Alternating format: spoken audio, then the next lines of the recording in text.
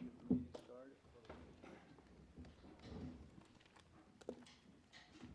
Pledge allegiance to the flag of the United States of America, to the republic which stands one nation, under God, indivisible, with liberty and justice for all. Thank you. Excuse me. Arlene, can you do roll call, please? Certainly. John Aldred, Here. Francis Bach, Here. Brian Burns, Bill Cullum, Rick Drew, Here. James Grimes, Here. Susan McGraw-Huber, Here. What's up? Bill Taylor, Yep. Susan Vorpal.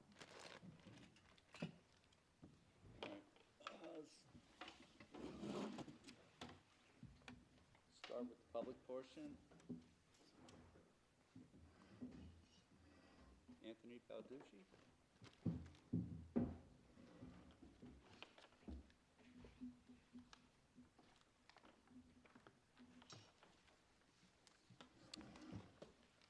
Hi, everyone. Anthony Balducci for 7 Crooked Highway. We installed some drainage for on top of the apron on the Trustee Road. I know Rick went by to check things out, so hopefully we can resolve. Excuse me, Arlene. Did you print out pictures of the actual drains? Yeah, I did. Do you have Susan Vorpal's file also there? Yeah, That mine just has right on top his email and then about 6 or 7 pictures with the Okay, drains. so I just have the 2 of the apron. No, there should be 3. Yeah, mine just had the apron. Oh, I'm itself. sorry. Okay.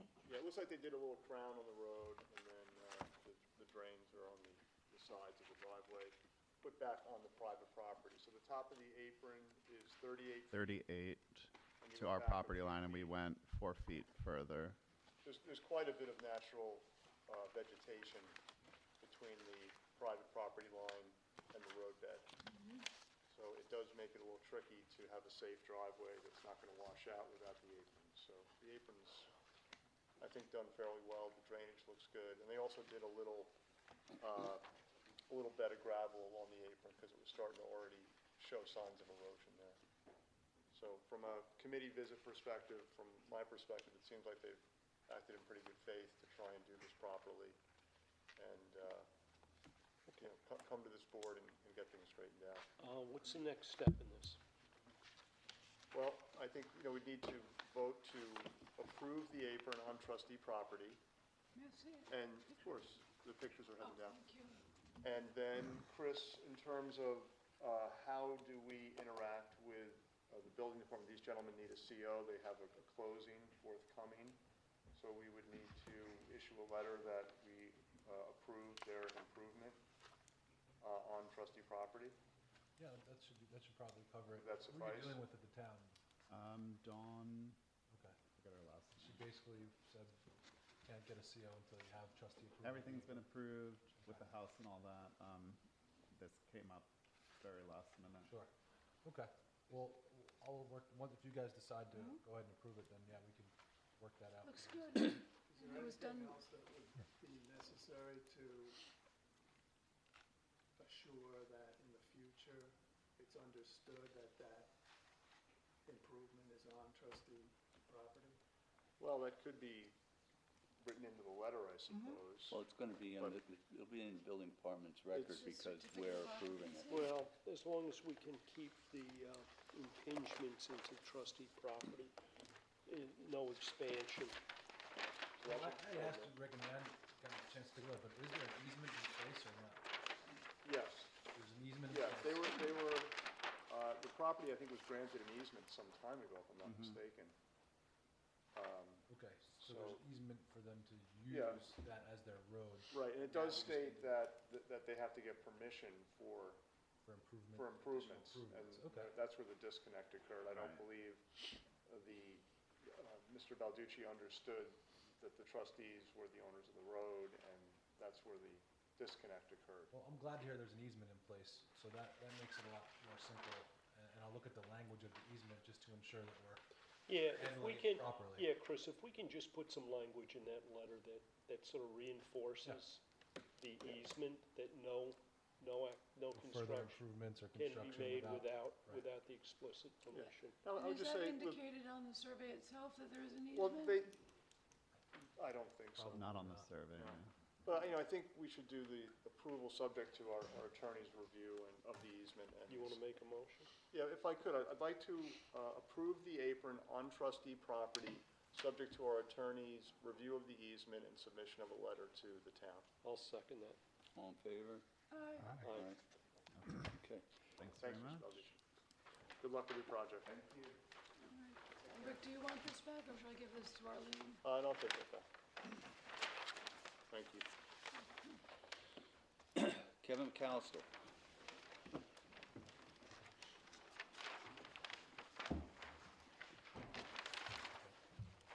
Kevin, how are you? Good evening, Francis, Board. Kevin McAllister of Defend H2O. The Suffolk County Annual Work Plan has come forward for vector control, the 2020 plan. I don't know if you've had a chance to review it. I haven't. It is quite different than past plans. I guess I'll give you the overview, of course. There's the continued application of methoprene in tidal wetlands. I did find it curious that 20,000 acres of marsh were treated last year. Suffolk is claiming approximately 13,000 acres in 2019. So substantial reduction without explanation. I say curious because they actually expanded some of the areas of treatment when you go points west, Gardner Park, as well as the state park there, right on the bay. That's because of sea level rise, ultimately the waters are expanding, and now they're going into a forested area to treat. I'm here to, again, register my opposition to the continued use of methoprene. The county lauds collaboration with the trustees for Aquaculture. I understand and been following certainly what the board's been doing and their activities. I guess in very simple terms, poison is still poison. You've heard me say this.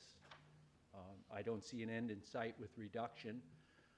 The wetlands management portion of this, water management, I've called in question in the past, and I'll continue to do this, because when you really examine the work plan, some of their projects that they either have completed or are in the works, including Aquaculture, as I understand it, in the future when they presumably have enough data. This is about mosquito control. This is about eliminating pans and pools, which are part of the ecosystem. They're important features on a marsh. And I've been, like yourselves, I hope, out there 1,000 times, and you see the life teeming in these pools, as well as the wading birds. Again, these are important features. This is not a broken marsh per se. So the notion of going into these areas and pond building to eliminate these pans, we'll get the fishies up in there and take care of the problem. These are serious manipulations. And again, I think what is first and foremost is mosquito control. And the board should not subscribe to this. Methoprene, again, certainly I would argue the science is quite clear. The county went to great lengths in this document, in their 2020 plan, to dispel 2 prior studies, Michael Horst and Ann Hershey, the Minnesota, as well as he's now up in University of Maine, Michael Horst, looking at implications to crustacea. And I know we are talking 2 different classes, but if I'm pronouncing this correctly, there was a study that just came out, long-term study, looking at neonicotinoids, if I'm pronouncing that right, another insecticide, and serious implications to aquatic life at the lower level. And that's been the premise of what I've been saying for years, that we're really not seeing the collateral damages because they're not visible. With all the pressures on these waters, my gosh, every week, climate change, the algal blooms, the nitrogen loading, the septics, there's a great deal of pressure on our waters. And in my opinion, this is really pretty academic that the continued application at a wholesale rate of methoprene over these salt marshes is in the wrong direction. This is not reclaiming our waters. This is contrary to that. I've proposed this to the county. I will do so again. Also quite curious, absolutely no mention in this work plan of Connecticut's ban. And for 3 or 4 years, they denied it even happened. That was done in 2013. I mentioned to you in 2015, Senator Chris Murphy wrote Governor Cuomo asking New York State to follow suit. Kevin, have there been any follow-up studies in Connecticut subsequent to them eliminating the use of methoprene to get some sort of understanding of whether, you know, the invertebrates and stuff and the lower crustaceans Not to my are knowledge, returning? Jim. You know, I try to stay abreast of it, just periodic phone Is there, calls do you advocate for that type of stuff as well? the, As for studies that would support your position? studies are long-term. I think that the science is quite clear, and I'll pose this, and this really needs to be posed to the legislature, as I did last year, consistent with Connecticut and what their threshold is. There has to be a documented death of West Nile virus, and the population has to exceed 100,000 people within the vicinity for then to lift the ban, restriction, So they prohibition.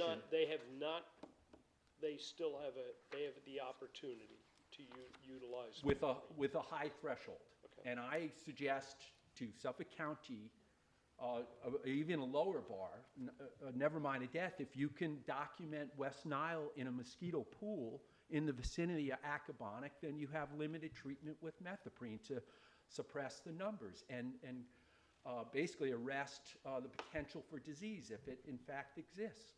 So this isn't either or. I mean, this has certainly a response mechanism to what I'm suggesting. So I don't want to take up a lot of time. I'm just here to just urge you, please, you know, again, as stewards of these coastal waters with all the pressures that are on them, you know, the notion that we just keep hammering these marshes with methoprene, you know, that's counterintuitive. Yeah. Now, have you been pitching to the state parks, Long Island State Parks Commission as well? I've spoken to anyone I can. I will tell you that at a state level, and there was great hope that it was methoprene was actually going to be banned by New York State because a bill did move through. Fred Thiel sponsored it, co-sponsored by Senator Laval. Assemblyman Engelbright moved it through the Environment Committee. You know, it just, I don't know Albany in June, but it did not get passed.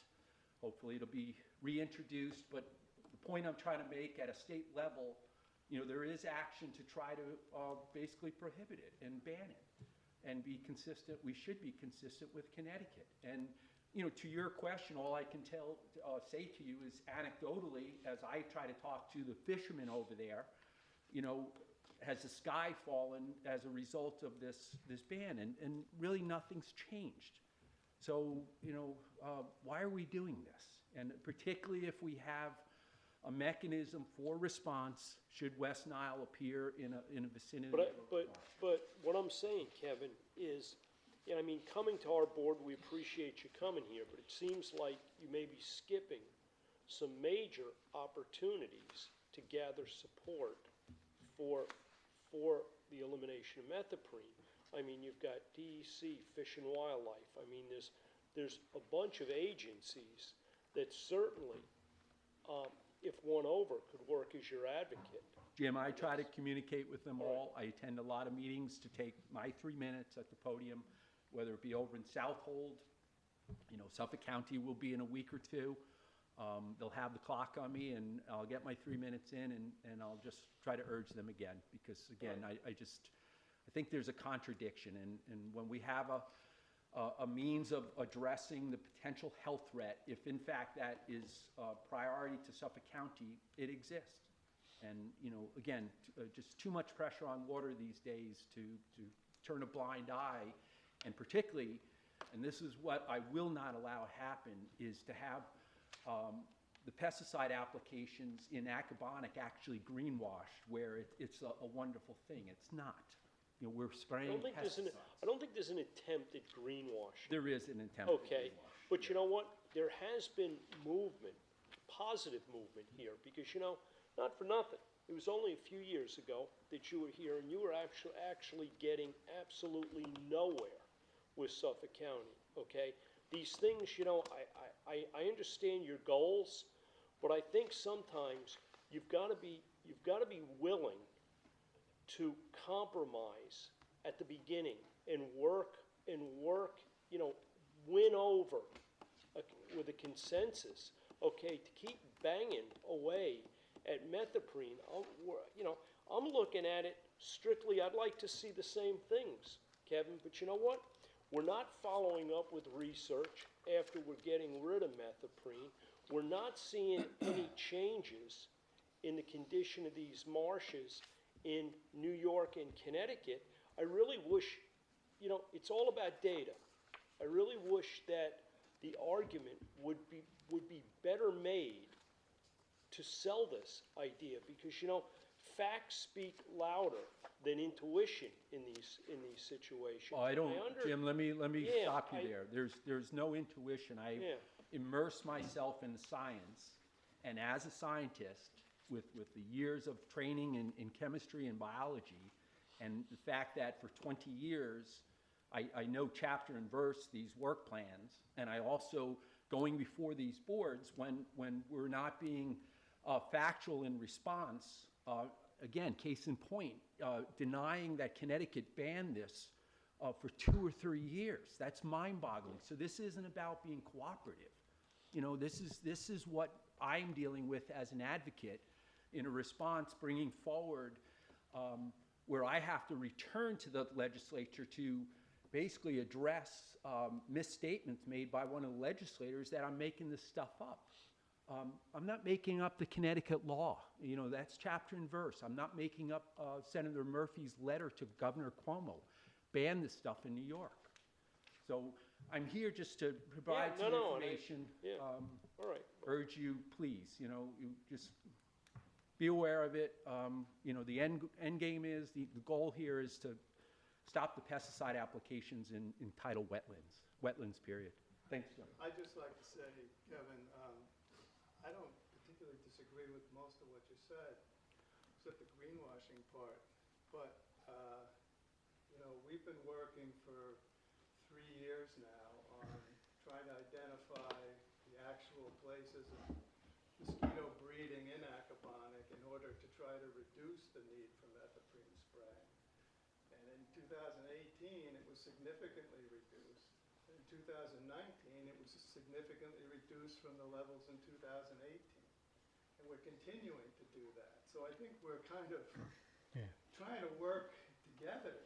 John, I'm not trying to dismiss the efforts of the monitoring. I'm not sure what the greenwashing statement is. Well, the greenwashing statement, I felt that's what you were trying to do. What is greenwashing anyway? Look it up. I'm not. Why don't you tell me? No, to put basically a spin on this, that it's extremely positive and that the application of pesticides is okay because we're monitoring. We need to stop. Let's continue to monitor. We're not just monitoring, The use is reducing. John, we'll point this out. What the reduction, and you can cite the numbers from 18 to 19, and I think the legislator was suggesting 50% reduction for Aquabonic. Meanwhile, countywide, we went from 15,000 acres in 2018 to 20,000 acres. Okay, but you know what? I'm sorry, 17 to 18. But Talking about greenwashing. our in jurisdiction Aquaponic, I don't basically understand ends how at the it's being East Hampton line. So we're doing what we can here. Okay. No, but I don't it doesn't exactly mean we know. should ignore what's going on in the rest of No, we're the not. wetlands. I mean, I think we should express our concerns with that. And we do. And I think, you know, what we're doing in Aquaponic is is a model. starting to get I the ball understand, rolling in Aquaponic is other its functions. own project. Come on, let's be real. There's, You know, the thousands of acres out there. The that effort get of sprayed all the Aquaponic time. is not going to be Yeah. replicated That's why- countywide. that's why That's I'm just asking- not going that's to why I'm happen. asking, I know, are you Kevin, reaching but out on to the other to hand, New York I State know, just I Forest coming to us and Department? saying, Because just ban it, is probably not gonna happen either, because you have people on the other side screaming for the mosquito control, and afraid that they're gonna get West Nile and Eastern Syphilis. Eastern Point. Let me, it's hard for me to talk, but I am gonna say, Kevin, you and I have had discussions about this, and you know my personal goal, and I think everyone in this room who's on this board wants to see the termination of methoprene. So just We say also- so, I have saw, and I have Susan, just say spoken to so you. instead of going along with It's not this, going along. this This is date a- uncertain out into the future where we're going to ultimately eliminate methoprene applications in Aquaponic. All right, Kevin. Just say no.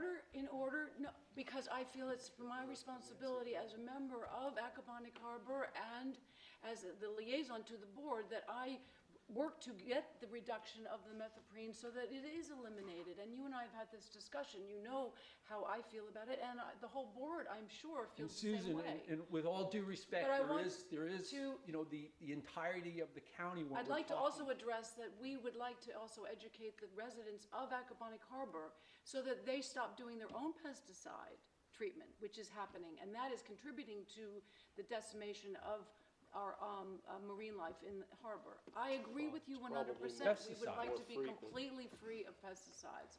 But I always say the wheels of justice are square, they go forward. We can't stop on a dime. I saw Tom Iwineko just the other day, this week, at a Peconic Estuary meeting. And I asked him how many acres have not been sprayed. And remember, this is targeted. It used to be sprayed all throughout No, the I'm harbor. well aware of it. So we've been moving closer and closer to the ultimate goal, which is to stop the spraying of this. You also, as has been expressed, that you have people who are complaining they want the spraying because they're being inundated by mosquitoes. I agree with you. I agree that we should not be putting pesticides into our environment. Nobody here, I think, feels that that's a good thing. But we're doing everything we can to reduce that, and it is in increments, unfortunately. And we have to educate our community to tell them not to spray their own lawns anymore either, which they're doing.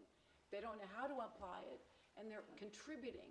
So, everyone here is in earnest to do what you're suggesting and fighting for. I'm not suggesting otherwise. Francis, you've always been wonderful in giving me latitude to share my thoughts. I thank you again this evening. And, food for thought, so thank you. Thank you, Kevin.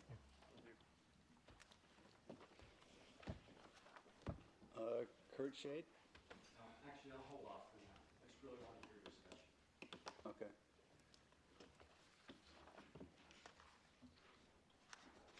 All right, let's, I don't see anything under new business. Just say, John, Go on to roads? just as a thought, was an application done 4 times last year? Do you remember the number? As a result, it used to be done weekly. Susan, that's just one area, that's Aquaponic. understand, He's it's talking about the the whole overall, county. yes. Yes. But you know what the But we only have difference here control over our area. is you're not, who's the biggest property The owner? state. The state, Right. okay? So, you really gotta be pushing this with the state and. But he's asking our help to do Well, that. we're glad to write a letter. Yeah. Yeah, in the past, I was gonna say, Jim, I think we have issued a letter. And I think what's of support. happened is, I think we have one in the file we could refer to. we've gotten so involved with Aquaponic that we've forgotten about the rest of it. The bigger picture. Yeah. Well, I spoke to Tom this week about how many acres in Suffolk County have eliminated. I would suggest that if we do take a position, we take a position similar to what we're trying to do in Aquaponic in the rest of the county. I agree. I don't think the just say no thing is really that effective. It's not gonna work. Well, it's, I think take moving in the direction seriously on a larger scale is much more likely to, Well, I want to see the Get end some. result of restoration of the wetlands. Yeah, that's. That's really the goal. meaning what Well, Well, that's our, I aren't they think our eventually meeting gonna in December is close going to all be those focused. canals and We're gonna try and eliminate the That's- hot spots. close them? We Close have them a up. meeting, He was arguing against that too. That's what he was talking about with the pans and all this stuff and the wading birds and what he was leading towards was he's also has a problem with the next goal of the aquaponic project, which is to work with the obstructions that cause areas to stay flooded and become breeding sites by draining them or allowing salt water to get up in there and drain, flow in and flow out. He was arguing against that too. So, I mean, I'm didn't not hear sure. that, but no, Exactly. the word restoration is a word that he doesn't like for the salt marsh. But I will say that in December, early December, we have arranged a meeting with Nature Conservancy, with Group for East End, with the people who were involved during the course of this project to see what the next step is and to move forward to alleviate, as John just elucidated, the problem that causes the mosquito infestation is the wrong word, but the problem that is causing the need for methoprene according to the county. So we're all, I think, all on the same page. We want to see this particular harbor as used, it's a model for the rest of the The county. project that was actually started right at this table is reducing the amount of methoprene going down. It's saving the county money, which is something they'll be more interested in than Right. probably anything else. And we're making progress. The vector control wouldn't even consider anything. Now, in 3 years, we've got them moving in the right direction.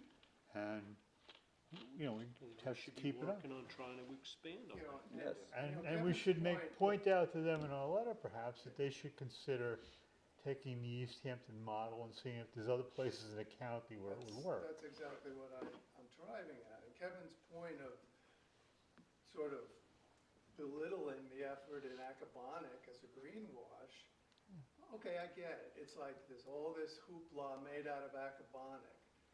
And, okay, let's move it on. Let's get it in a larger scale. That's where I think we should be making our recommendations. It's only happening in East Hampton because we have people who are willing to do it on a We organized it. I volunteer mean, we got basis people, It can practically. be a model for other communities. And, Right. Well, Well- listen, this isn't gonna happen in one, no, and that's what, it doesn't happen in one overnight. season. We're working very hard to eliminate the spraying of And I think methoprene. if we can recommend anything, it's to free up some money for the county or the other towns or whoever it may be, to free up some money to get marsh sampling done more often, in more places, so that vector control can intelligently target the spots they need to target and not have to spray on a wide scale. Okay, we beat this thing to death. Yes. Okay. You Should wanna we, send a should we letter make to a the motion to state? send a letter? Yeah. I'd like to make a motion to send a letter to the state. And the county. And the county. The counties also, they're the Okay. ones doing the spraying. I'll second that. All in Okay. favor? Aye. Aye. Only ask that we have the opportunity to see the letter. Yes, of course. Thank you.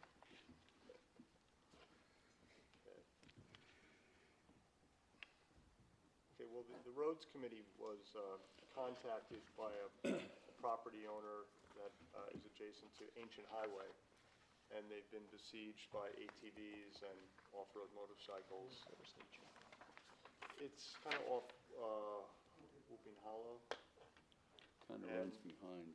Yeah, 114 kind of. Yes, it's off, Cosrou. Yeah. Yeah, behind So, Costin.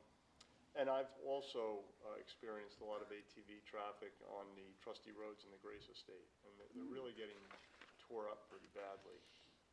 I don't think it's our intent to have ATVs and motorcycles on these roads. Can It's not we- helping the condition of them, but I'm not sure how formal we've, made a resolution or Well, something can we, to that effect. can we make a motion to write a letter to code enforcement and see if we can get some better coverage in I those think areas? it's PD, The, actually. Isn't You the know, Grace the Estate motor vehicle. Motor managed? vehicle. Does the It's Grace a nature Estate- preserve. Private Yeah, association. that's well posted, but, Yeah. because it's fairly Don't they have expansive. road that is assigned to? There's rarely anyone there that is But let- present on site. Rick, it's an association, the Grace Estate, so they have board of directors, don't they? No, the Grace Estate is a town property. No, I'm Trustee thinking of the Road. subdivision Yeah, itself. it's a subdivision, that the Grace Estate Reserve, Right. and it has a series of trustee roads that go down to the bay, down to Northwest Harbor. In our beach regulations about driving on, off-road vehicles, we have a provision in there that all vehicles have to be licensed and insured. Okay. But why don't we contact PD and see if we can't get some better, It's illegal to ride them on town property, the ATVs and the Okay. motorbikes. It's only legal on private property. I think we all agree on that. Yeah. I think we all agree on that. Let's contact the police department, see if we can get some more Enforcement down there. consistent enforcement. But the one question I have is it illegal to ride them on trustee property? And what can we do? Well, it's a town, I think it's a town law. And if- The way, do Would we, it would it apply to our property? the That's way my I heard question. it described is, it depends on how you look at the trustees. If the trustees sort of own, We own it, we can ban it. so if we don't give specific permission, that's the way the town code reads. Right. They can't be ridden on private property without the owner's permission. Okay. So if you consider the trustee road that's a good way. quasi-private That's a good way property, of looking at it. quasi-public property, and we haven't given permission, then it's really not So allowable. we could start with a resolution. Yeah. Yep. So, I'd like to make a resolution that we Why consider, don't we write it up in the next meeting? write it up properly. I'll write it Yeah, up. that way we can explain exactly what we're, Sounds good. Will do. And then while we're on roads, Susan, I know, was contacted by a member of the Amagansett community about what I believe is a trustee road near the launching ramp at Navigational Harbor. That's in fairly bad repair. Probably was blacktopped by the town Public Works at some point, but it is a trustee road, I believe, and I do not believe that there's going to be any improvements to it in the near future. There is a good quality road that runs to the launching ramp, and then, Shore Road running to the west, so there's proper access down there. Well, that whole road that runs from where they windsurf Yes. over to the launching ramp, it's in tough shape, so. That's So if been- any that's of the been community just want to had- go down there, I'm happy to That meet might them be and, state. Yeah. talk to I them think about it it is. further, Is see it, what just local options there people are. doing the oyster farming? I had somebody approach me because we're doing, we're out there in the water together, so I just wanted to, Right. see if there was something that we The property, should do. the property over which that road runs is state property. Right. I think Yeah. that's on I think it's state. mostly Yes. state, No, I some of talked it's to Tom. trustee, but I think it's just a No, I nip think of it. it's state. I I'm not spoke sure to that Tom road Dees. is a trustee No, road. I think it's state. It is I think it's state. state land. Well, there's a line over there between the trustee property and the Yeah. state property, so I think some of Yeah. it's on, I called trustee, some Tom of it's on Dees state. at the Parklands, and he told me that on either side, that belongs to the state, but the road, he wasn't sure. He said that they did Yeah. not own the road, so it's come back to us. yeah, I'll do a little further research for the next meeting. It may be a Regardless of trustee we- road. We're not gonna approve a road, are we? We usually don't, No, just leave We it in can its try natural and state. facilitate but that. I'll double check it. Thank you, Rick. It's not Yep. really necessary. We'll check it out. But, It's not really necessary to get from point A to point B. no, No. but have you been down that road? Yeah. Chip a tooth. Okay? It would almost be better if it was That road not gets previously overwashed in blacktopped. storms, It's too. just that the previous blacktop is now chunky. and Yes. It's a I mess. drove through it to see how bad it was. It was bad. Bad idea. Did you chip a tooth? In my car, which is not conducive to that type of road. All right. You want to talk, old business? Do we want to talk about the opening of Georgica? Okay, Georgia was opened on the 1st of November. It is flowing well. It Still? was a good opening. Still, yeah. It was flowing well. A lot of people were down there. As of 2 days ago, it I was. was down there this morning, it's working, still running You really good. didn't send me pictures. send you some. I'm used to getting those pictures from you. All right, Yeah, a lot of people down there surfing, surf casting. It's been a positive opening for the community. And it's actually pretty much staying on our property too. it's in the right vicinity. Yeah. still getting fish? There's still been some schoolie bass caught, not a lot of keepers, but there's been a few. All right. The dredging project at Joy. We have, Chris and I worked this morning on the bid proposal for this year. Chris has a rough draft here for us to read over tonight, make some comments on. We'd like to get this thing in the paper so we can get this bid out. So if no one has, Well, I think the deadline's Monday. yeah, Yeah. that's why we'd like to have everybody kind of weigh in on this right now. And in the next 10 minutes, or less, Can say we- yes. Can we just jiggle this in the agenda for a minute and let Yeah. people blow it over while we keep Sure, going? absolutely. All right, Little Northwest Creek.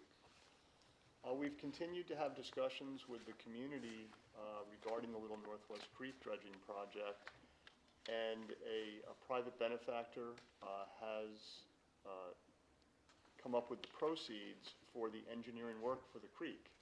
So while we hit a little bit of a speed bump and everyone wasn't sure how they wanted to proceed regarding fundraising for the necessary first steps on the project, we now have a benefactor who wishes to remain anonymous at this time, who will be retaining our engineer of choice to get the engineering work done and start the permitting process. So hopefully dredging can take place as early as March of this year or next winter. Oh, that'd be great. So it's really exciting, and it's great to see someone in the community stepping up like that. It's really nice. Has the ownership issue been addressed? We are working on that, so before we go to permitting, we should have that resolved. We are hoping to have Steve and Rick in here the first meeting in December to give us a presentation where that has been an area we asked them to focus on as a top priority, so that we are clear. And we have had discussions with the trustees being the lead applicant, and members of the state government, the county government, the village government seem to be very comfortable with the trustees being the lead agent applicant, irrespective of finalization of the ownership to date. But I'm looking forward to finding out the answer to that question too. I think we all are. Yeah, I was just wondering if this person is willing to spend the money not knowing. Well, Well, the answer is yes. yeah, you know, That's honestly, already John, happened, John. honestly, the issue of the ownership is immaterial at this time. It's really the issue of opening up the waterway, realigning the drain. That's the issue. Well, unless the owner. Well, no, Well, I think. Well, the only possible person The that county to contest it is the state of New York. Right. But we're not really expecting that, because it's to everybody's benefit to do this, so. Yeah, if all I, possible landowners You know, agree to the do way it. the way the discussion was left, we met with Drew Bennett, Rick and I last week, and the person, the sponsor for the engineering work. And the way we're gonna start this is basically with a trip up to DEC, sit down with them and go over, That's and what I'm thinking. go over the proposal, see if there are issues with it, what those potential issues are, and before they take a deep dive on surveys and that's basically where we're looking to go. Is that what you wanted to hear? But I think the DEC would be the biggest hurdle, Well, we know that. and they certainly have interest in Barcelona, they may have interest in the marsh also, ownership interest. Sure. Well, at the very least, they're an adjacent property owner. And we want to work with everyone, so, you know, we I want this to be I a just cooperative was effort. surprised to hear somebody's willing to start spending money, not. Well, you'd have to have watched the whole movie. Wasn't quite like that. All right, I'll keep you posted. I have a question about this big thing. Do we want to go back to this already? Yeah, Oh, yeah, wait. I'm pretty far along. Okay, in the third paragraph, the contractor deposit adjacent to the Atlantic Ocean littoral drift zone between Shinnecock and Montauk Point. If it goes west of the inlet, we lose it forever. How do we keep it within our littoral drift?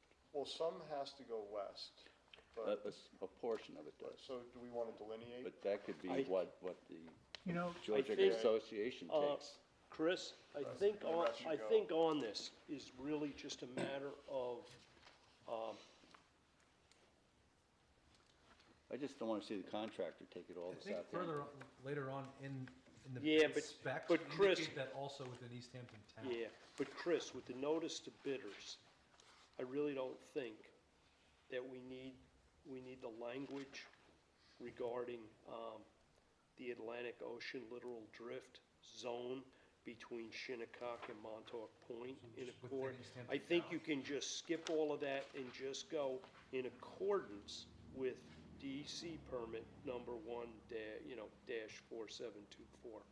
I don't think we need to pump this up with But the isn't- Atlantic littoral drift language. Is that Atlantic Ocean littoral drift language in the DEC permit? It's in the DEC permit, but you So do not Does need, that solve the problem? Because what if the Yes. contractor reads the DEC permit and But says, that's well, not that what means we- I can bring it to Southampton? But no. that's not if what you we're hiring read them the- to do. If you read the permit, it's Says only, East Hampton? it only says, what, 40% needs to go to the west. yeah, A and we percentage. also, with the permit and with the discussions, In the we town. consider, Yeah. we consider the sand that's sent to the west when we open When the we cut open it. to be part of, this, to be a contribution to outflow. the total drift. Yeah, the outflow. We just gave them a freebie. Well, the outflow is a considerable yardage. Oh, I know. It's like 9,000 yards of sand. I just think if it's in here like this, it just opens it up for them to take it Well, all to Southampton. it implies that, if I get a job in Shinnecock, I'm still good. Mhm. And we'd like to see more of it go to the projects to the east of the Right, cut. right. Well, in the bid specs, on page one of the bid specs, last paragraph, we include Atlantic Ocean littoral drift and within East Hampton town. So I haven't seen the DEC permit, so I'm not quite certain the exact language, so. Arlene, I just gave you the DEC and Army Corps Can you send it permits. back to me? I think Yes, I- okay, why don't hang you on, give, right here, why don't you DEC. give all three of those, the management plan, the Army Corps permit.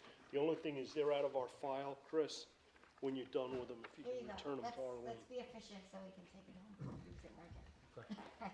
We could just modify the language, just the littoral drift within the town of East Hampton.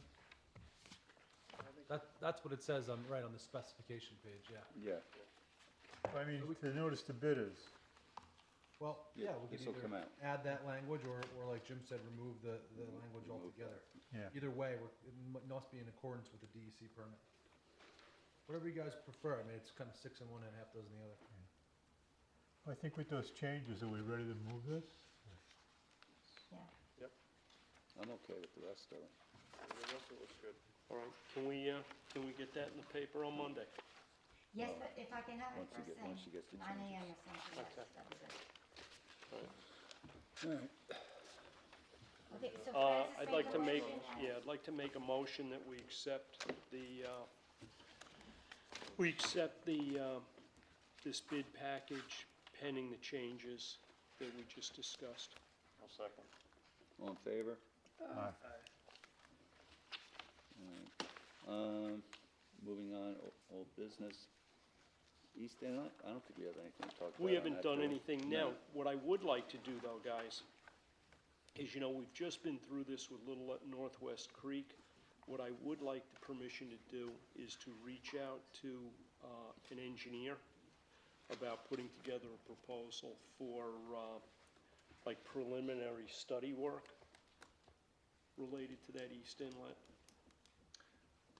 I'd just like to interject here that we submitted a nomination form to the Peconic Estuary Program for that work, for this work.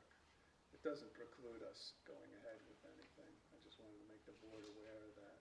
Well, you know what I'd like to do though, sort of in advance of that, is maybe get a proposal related to that, so if we are successful, we've done a little bit more of the legwork, and this isn't just sitting fallow.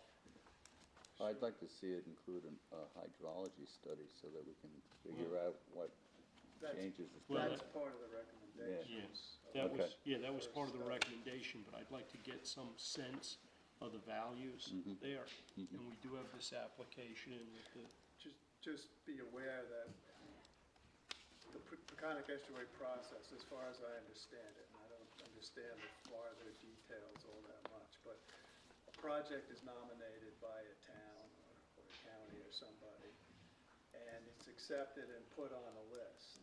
And if that project rises to the level of the Peconic Estuary program, either funding it directly or funding it partially and seeking grant funds for the rest of it, or entirely seeking grant funds. Peconic Estuary program generally has its own process for moving forward with that particular project. That's the process by which the first study was done back in 2012 and 13. So, like I said, that doesn't preclude us from moving forward. are we getting ahead of ourselves? Is that what you're saying? No, I think that, there's a lot of projects on the Peconic Estuary No, I program know, list, and that's why I think we Yeah. should probably get some sense of the real values here.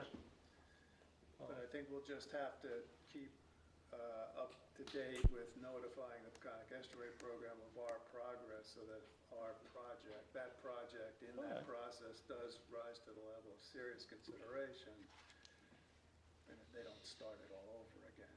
All right. And finally, Tom Lester's Memorial Rock. Well, I went down and looked at Tom Lester's Memorial Rock. It's kind of at one angle now, and if everybody's decided where the Memorial Rock should be going, I'm willing to donate the equipment to move it. Did they get back to us on Yeah, that? Brad, basically, he wasn't able to get to Tom's daughter, but he felt that we should move ahead and move it down either to the end of Northwest Landing Road or the end of Mile Hill Road. Okay. I think, that's our decision, I think, but I'm not sure what the ownership situation is at the end of Northwest Landing Road, with what's town, what's county. But I think it's a little simpler on the end of Mile Hill. Okay, well, And it's if you basically say all we it's have to simpler deal with is at the the end highway of Mile Hill. department and the land, Tom can always move again. It is a little tight down there with the kayak racks now, so have you given any thought to where? There's a bench there now. On the left side, the south side of the road is, that's Nature Preserve, Nature or Preserve, right, it's all town I think road, I town think land. Tom would like to be in the nature preserve. If I it don't wanna could be speak moved for up Tom. the road away, so that it doesn't block any access. Yeah, because the access is there, then now you have the kayak rack, it's just getting a little Either tight. there on that side of the road, or right in the middle at the end. Well, there used to But be a big cars tree pull up right there. Yeah, they chopped so it That down. might be a good spot, right in the middle there. Right in the middle Somebody where the wanna cars make a park. decision there and let me know. The only thing with being right in the front, though, is that Well, it somebody might breaks run into off. it, but It's with the- too many beers. When the tree went down, it's very rocky there, and it looks unstable, though. That's the only thing about Yeah, putting the It rock might be a there. better idea to put it up the road a ways. Yeah, up on the left side there on the Nature As long as Preserve. Tom That doesn't there is follow a me teak home. bench there dedicated to someone, so could it be in that vicinity, Yeah, right? behind the Well, bench. that's kind of close to where the access down to the beach is. Right, well, I'm saying further up the road, not right there, but just a little bit beyond. There's a garbage can Yeah, there, maybe but, we can put it where the garbage can is and get rid of the garbage. exactly. It'd look a lot nicer. Put the garbage can on the beach. It's been done before. That's cruel. All right, so that's going to Jim. All right. South side of the road. So the only question is, that I guess we should, as a courtesy, talk to Stephen Lynch and Scott Wilson, make sure they're cool with it. Going back to the dredging permit for a minute here. So the Army Corps permit requires that sand be placed within East Hampton town. The DEC permit requires 5,000 cubic yards to be downdrift, and the remainder will be updrift to the east, so. And actually, on the 5,000 yards down drift, every time we let that pond, we're dropping at least 7,000 yards west, because that's where it goes. Plus Doesn't go something east. The 1,500 to Georgia. And plus the 1,500. So we're real close. We're in good shape. And right, and the language in our permit says in accordance with both of these permits, so it's clear that it needs to stay within East Hampton town. The last part though, Jim, is that the date they have on here is March 31st. Did you purposefully want to kind of tighten that down to the 27th? I don't know, how did you come up with We're just trying 27? to stop the end of when they can't work anymore with the piping plovers, or they Okay, can go. well, the only thing that determines the piping plovers is the piping plovers. There is a D-day on the permits, that's March 31st. I think let's align it with the Yeah, permits, agreed. March 31st. It's instead of the 27th, right? Yeah.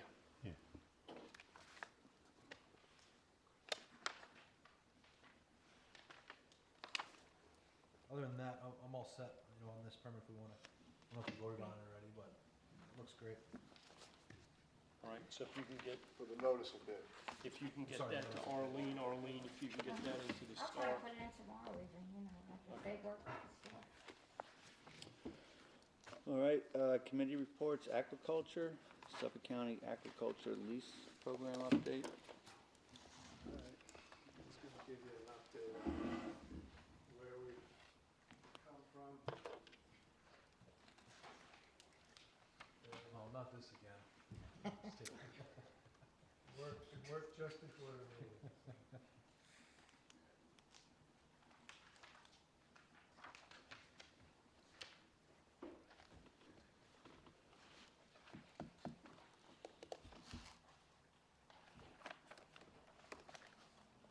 Let's do something else quick. It's gonna take a few minutes to get.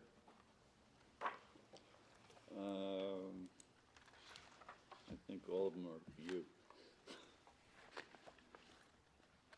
Yeah, if you want to talk about Peconic Estuary Program while you do that, or the water quality analysis near Accabonac Culvert. No, that's the next document. For the skip up, Georgia Capon's committee? beaches, You wanna tell them about the Nature Conservancy and the Mosquitoes, I Aquatic kind of project started we that. Also nominated? Yeah, we started to talk about that when Kevin was here, but no, December 5th, the Nature Conservancy is going to host a meeting with County Legislator Bridget Fleming, Dr. Nicole Mayer of Nature Conservancy, Kevin McDonald, Group for East End, all of the original people that we started with on this project for Accabonac Harbor to discuss going forward, what the plans are for the salt marsh and the program for summer. And when I saw Tom the other day at the, John and I went to the Peconic Estuary Program, he was there, and so was Nicole Mayer, and we are going to go forward with this discussion to see where we're going and try to alleviate some of the man-made obstacles that have kept the harbor salt marsh as it is. We are going to continue with the program. Last year, we only went out 4 times. Is that correct, John? If I remember correctly, we went out 4 times, or there were 4 applications Where? of Accabonac Harbor.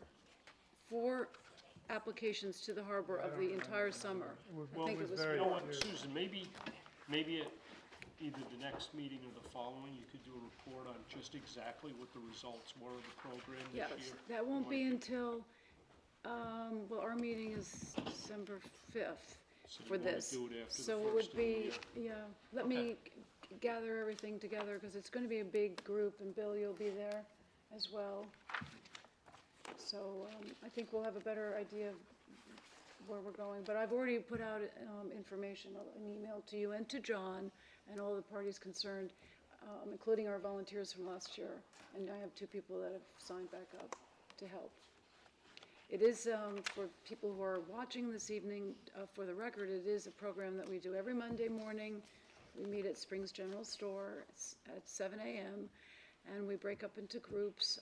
We would love to have marine biology students or scientists who are in college, who would like to earn some extra credit or a stipend. We have to firm up our plans for that, but it was very productive, and I think everybody learned something. Edwina Von Gaal was part of our Polygon and team last year, so we learned a lot from her about the salt marsh and the care and maintenance of it, because she's totally, into natural, no fertilization. It's a beautiful place to walk around. Oh, it's gorgeous, yeah. Doing So good work. anybody who wants to join us? Ready? Okay. Okay. So, we're in the process, the Shellfish Aquaculture lease program was instituted 10 years ago, and it's now in the process of a 10-year review. Barley sits on the committee for the town, I sit on the committee for the trustees. So this is basically, these are all the potential lease sites that are available in the bay. They include old oyster grants, some of which are active, the orange, and some of which are not active, but they're still in ownership by somebody.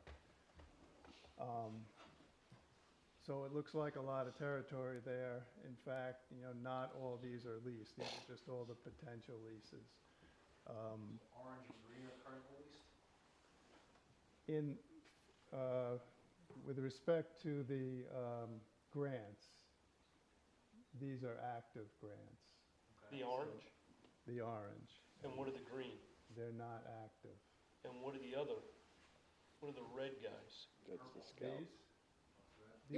These are the leases. 10-acre scalp sites? Yeah, the oyster grant program goes back to the 1800s. Once the bay was divided up into large Okay, grants so those are like the older this. ones, These have been grandfathered in. When the lease program was set up, these grants were still active or taxes were being paid on them, so they remained in a grandfathered situation. The lease program superseded the grant program.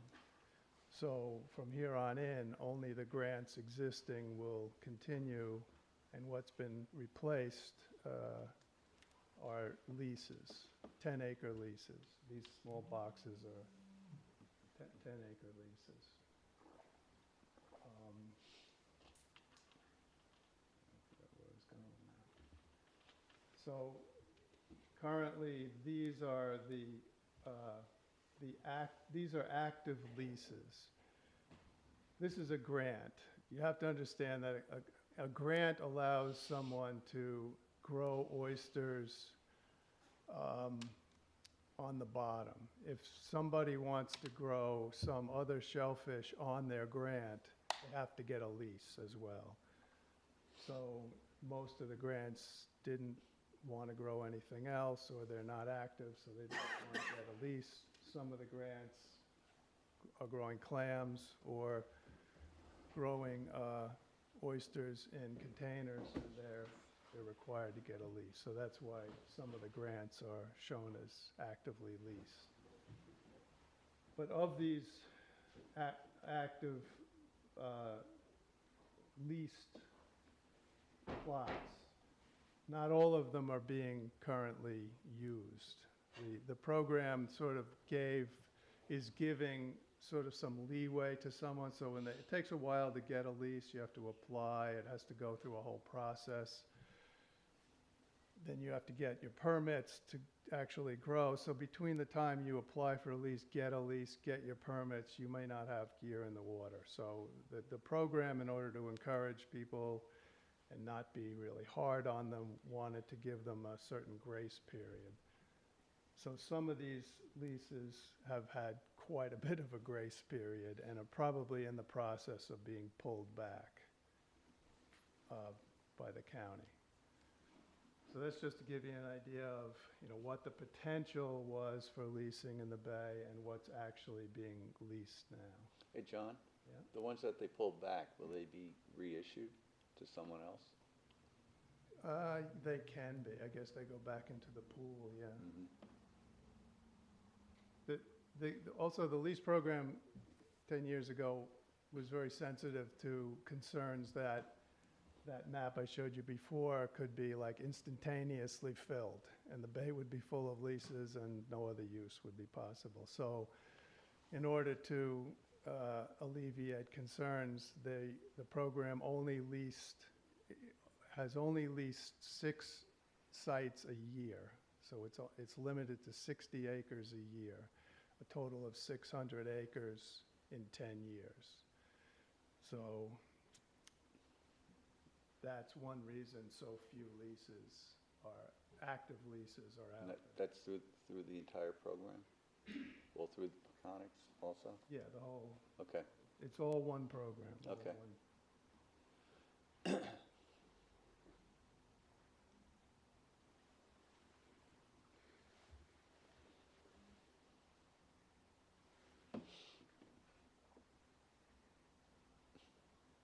Okay, so, again, unleased, potential lease sites and leased sites. In East Hampton, we have one area that leases are cited. And that came about 10 years ago, but the county approached the town, and basically at the time, the commercial fishing industry through the Baymen's Association and then the Fisheries Advisory Committee and traditionally the commercial fishing industry in East Hampton has been skeptical of the lease and the grant program.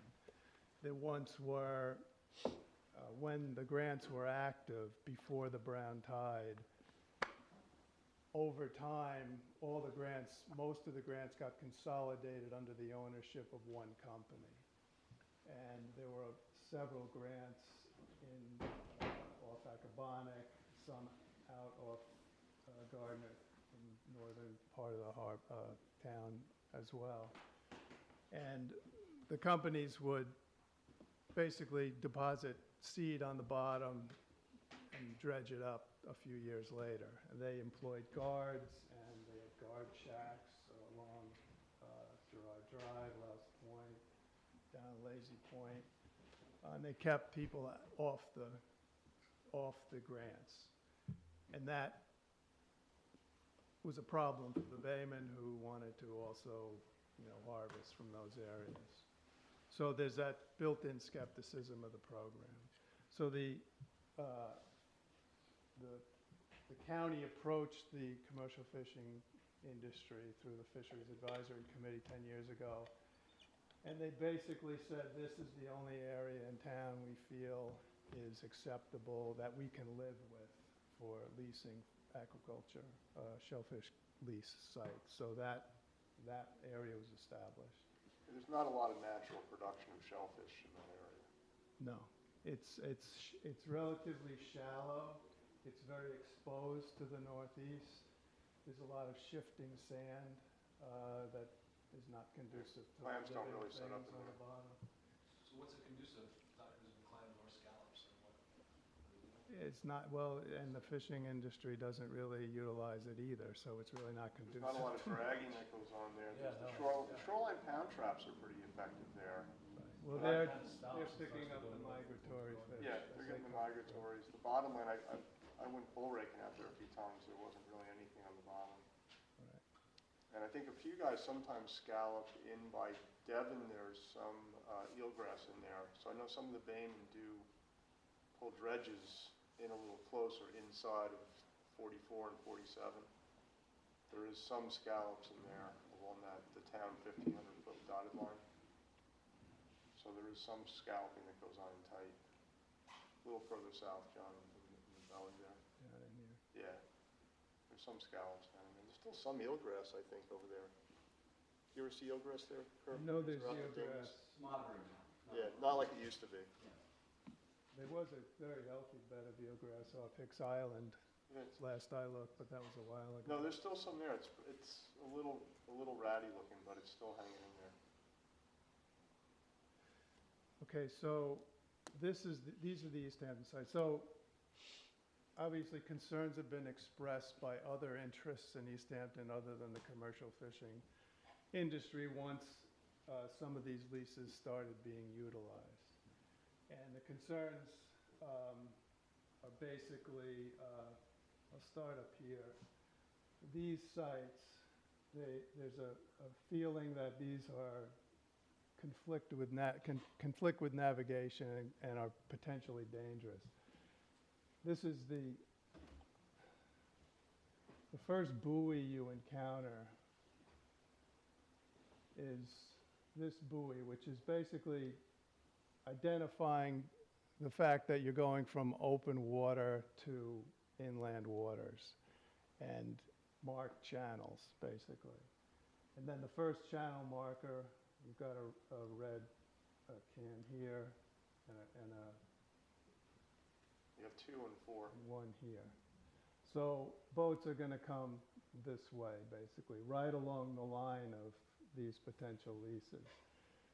Well, that's the only deep water there. That channel's kind of a ribbon Right. all along And that then it southern goes, route. sweeps up over here. So if you see look at the depths inshore of these leases, there's this big flat off Lazy Point. It's very shallow. So there's nowhere to move leases any closer to shore, really, even if you could. This is the 1,000-foot line inside of which no leases are allowed by law. So these leases couldn't be moved south. So Barley and I both feel as though there's a legitimate navigation concern with these leases here. And I think we have expressed that to the county, and we'll continue to express that to the county. Over here, these are 2 active leases that are the Devon Yacht Club feels conflicts with their sailing activities. And some of the residents along the shoreline here are concerned with the visuals and gear breaking loose and floating up on shore and being a danger. So in discussions with these groups, it's been expressed that they're willing to accept leases in this area here, and possibly if more could be added south of these, that might be an option as well. They Definitely feel as safer though- navigationally speaking. There's not a lot of boating on that side. Right, and it's also No off. bunker channels there. It's also off parkland and undeveloped land, and it wouldn't create the visual problems that some people feel exist. So what we've tried to do is see if there's some other areas of town that might be acceptable to relocate some of these leases. And we felt as though one of the important considerations would be to site leases off undeveloped land, so you don't run into the same problem you ran into with shoreside residents in Promised Land. The most undeveloped land, if you will, parkland, probably exists around in the Northwest Harbor area. So that's a consideration. To that end, Francis set up a meeting with some representatives from Northwest. We met with them and sort of just asked them how they might feel about, kind of went over what I just went over with you and floated the possibility that this might be an alternative area to site some of those leases and how they felt about it. We had, it was just one meeting. We had mixed reactions. There would be more people that we feel we have to bring into the discussion to further, for further consideration of this area. You know, John, that's some of the best bottomland out I there. understand that. And to give that away, personally, I would be very heavily opposed to that, because there is, you know, good bottomland for hard clams and for bay scallops there, and to give that to individuals, I think would be against everything the trustees stand for. And I know many, many people, I'd appreciate being able to finish, that are really opposed to that idea. Many are residents of that immediate area. Many are fishermen that have fished there for a long time, and many are recreational fishermen. That whole boundary line that you're illustrating there is a light tackle fishing paradise that has been used, you know, for as long as I've been around, for canoeing, paddleboarding, kayak fishing. Guys fluke all through there, and you know, I've been clamming there my whole life. So there's clams, you know, still, even though we're struggling throughout there. And the thought of privatizing a productive area that I think personally is much more well-suited for free seeding. Would love to see aquaculture expanded to free seed there and help restore the habitat. You know, I just wish you would consider that in your discussions, because that's a direction that I think would be much more well-suited. I understand that, Rick, and it's not my intention to come here and try to advocate for any one place or another. I'm just pointing out that from an aquaculturist standpoint and from the standpoint of a lot of parkland being concentrated in this area, it's just another area in town. You know, I've had also discussions with indirectly with the DEC and with Steve Petalback and about the scallop situation in particular in the harbor. He feels, he's concerned about, he would be concerned about leases being in the area also. But we were talking about a maximum. I mean, if we were able to move as many as we could of 14 sites, it's a 2,600 acre area, and we're talking 140 for this purpose. You know, it's less I'm than having a hard 5%. time with it. I understand. I You know, understand. I mean, and also the whole ownership issue there, the state may not even have the rights to do it, or the county, you know, so there's. No, there's a we whole- would have to there's a grant whole it other to issue them. there as well, and, you know, it's just Let me tough, it's just tough to try and No, swallow, I giving up get it. productive bottomland. I get it. That's something that's. One sacred. concept that I thought of and talked to Steve about a little bit was the understanding that this is a potentially productive scallop area. It has Well, and been hard. less so in the, you know, Of course, we know there are recent challenges. past. I understand that. A scallop, a lease is a lease. It's not a full-on ownership forever. It's a lease for 10 years. And a lease, if there's a problem with the scallop, continuation of the scallop population, given whatever's happening in the environment these days, would a lease act in a way as a sanctuary area if no scallops could be taken out of that area? I mean, sanctuaries, marine sanctuaries are a concept that people do consider in order to help the natural population. So possibility that there's an argument to be made, let's say, that a lease could be double as a sanctuary area for scallops if there's no scalloping allowed within that 10 acres.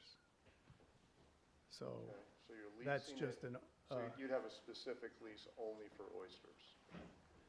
no, it would be a lease for growing shellfish, but you wouldn't be allowed to touch the natural productivity.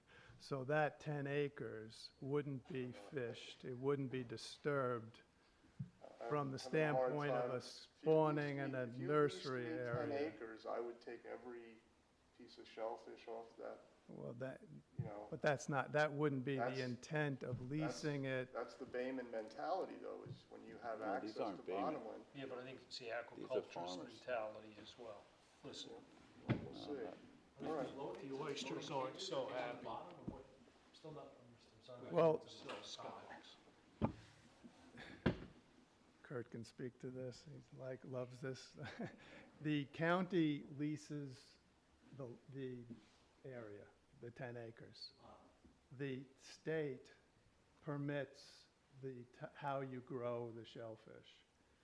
So the state gives the permit. The state has been giving permits for gear that's placed on the bottom, or gear that's placed midwater, or gear that's floating on the surface. So yes, there can be floating gear considered for a given lease. I just think that Yeah. gear along the bottom would sort of debunk the theory of a sanctuary. If you have gear that's just kind Yeah. of strapped to the bottom, then You sink those cages on scallops, they're not see- gonna last too you don't long. see scallops, oysters. I think we can- Well, But the argument is they're not sinking them, they're floating them. That's, But they have to sink them in the winter.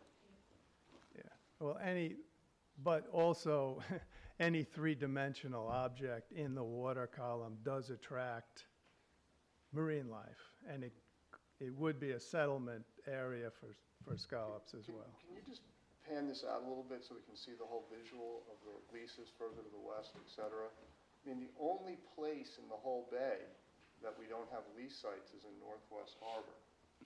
And now we're saying that we want to expand a program that's not even fully No, Rick, functional. I'm not not saying I want to it's expand not the program. expanding it. I'm It is just, expanding into an area with no lease sites. we're moving sites from one area to another. An expansion is additional sites. We're not talking about that.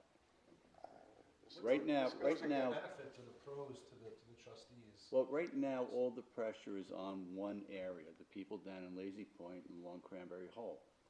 I mean, everything is there. If we could move some of them off to another area, that's less that they have to deal with, and we're just sharing the burden. And the problem in East Hampton is it's very exposed, and it's not the greatest place to grow shellfish to begin with, the way shellfish are typically grown now, which is in containers of some kind. No, I mean, I still don't understand the whole benefit of the program to the community of East Hampton. So the thought of expanding it to another area, I just can't get out of the blocks with it, guys, I'm sorry. It's something Well, the I main- would really, The I main, mean, I've got a litany of people who are very concerned about this discussion. And I don't want to parade an army of people in here and tie up the board's time, but I just want to be upfront with you that We've this already is seen something- them. They came to the hearing, John held, No, remember? they didn't. Well, we understand the issues. We do. I don't think you do, Francis.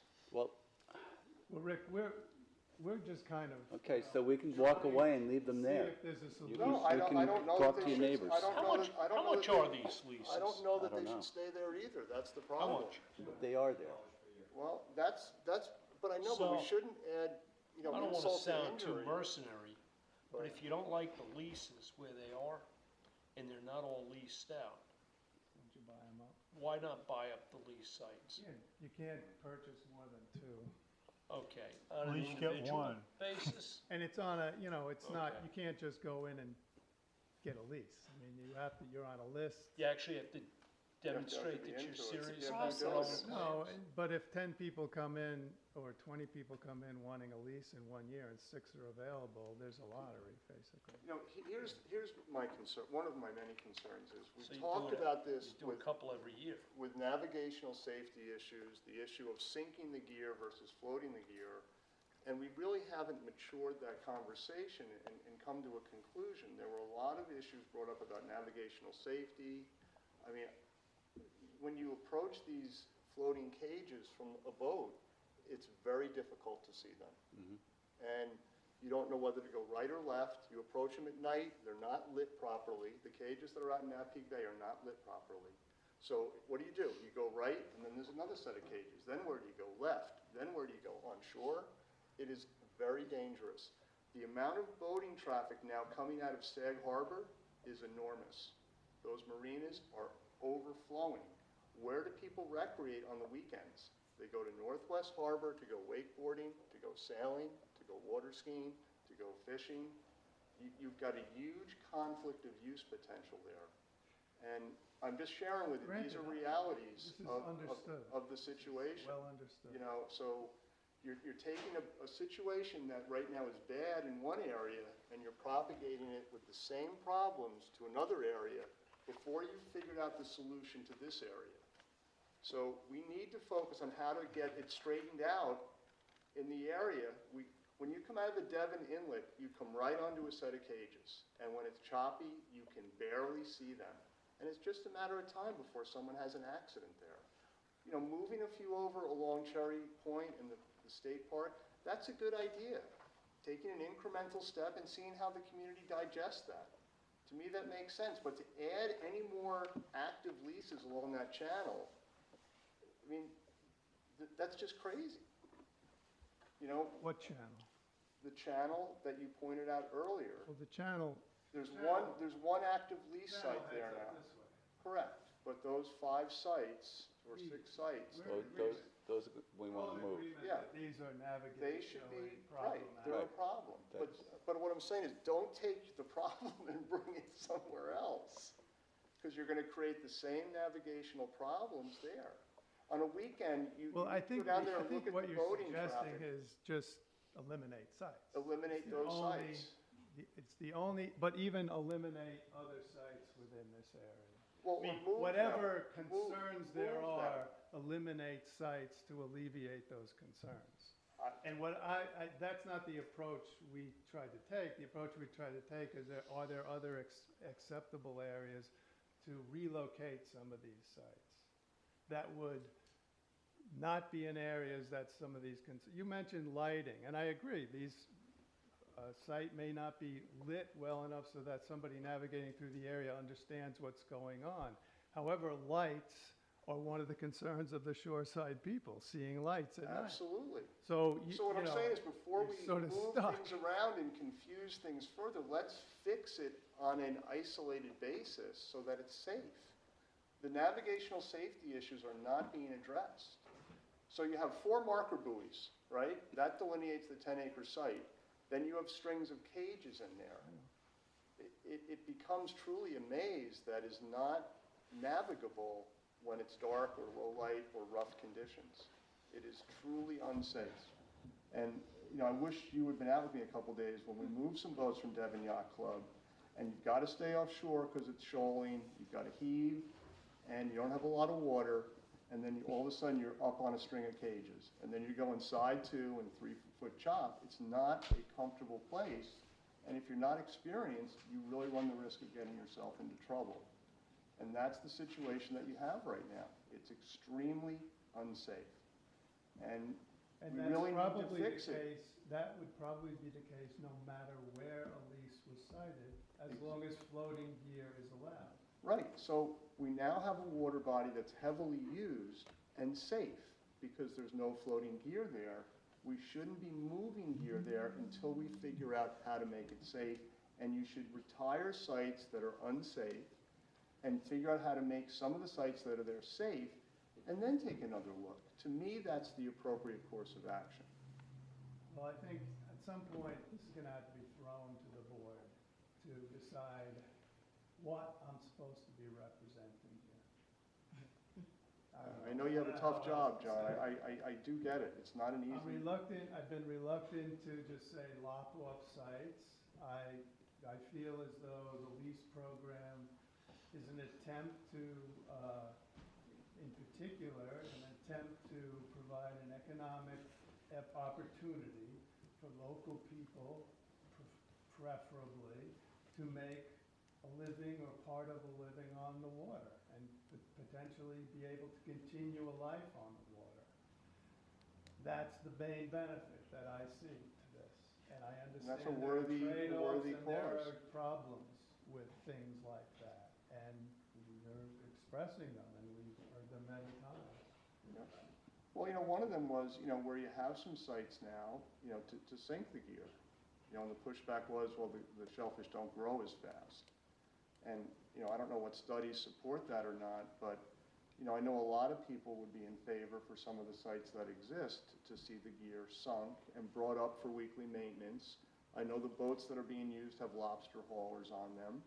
So it's not like someone has to, literally hurt themselves to lift gear. There are mechanized tools that support this type of work. I mean, they've been in use for decades. So, I think before you go, trying to move things around, we should explore things that make the current situation safer for navigation and earn more of the support of the community and gain some traction that way. I don't see any willingness to try a pilot, even on one site, to say, one of these farmers or someone will say, look, I'll sink my gear for you and see how it works. Or the trustees lease a site and say, we'll do a pilot, and we'll sink gear and see how it grows. I'm not sure this 10-year review process really affords that opportunity to do all these tests and let's see about this and let's see about that. I mean, the county is going to establish some way forward on this program by the end of this process. And the end of this process is probably going to be about April. It's probably not going to be April, but it's probably not going to be a year from now either. So, Well, maybe all this, let's see about how we can Well, we need to system make them is really safe. not Safety realistic. trumps everything else you're saying. They need to be made safe, and they're not. So that's the most important thing to our community, is that these are safe for navigable waters, for people that have boated on this estuary for hundreds of years. That's only fair. And secondarily, there are viable options like sinking the gear that is not a game changer to someone. It doesn't put them out of business. It doesn't overregulate them. And, I don't know why we're looking at the low-hanging fruit. It's so obvious to me. And we're saying, no, we don't want to sink the gear.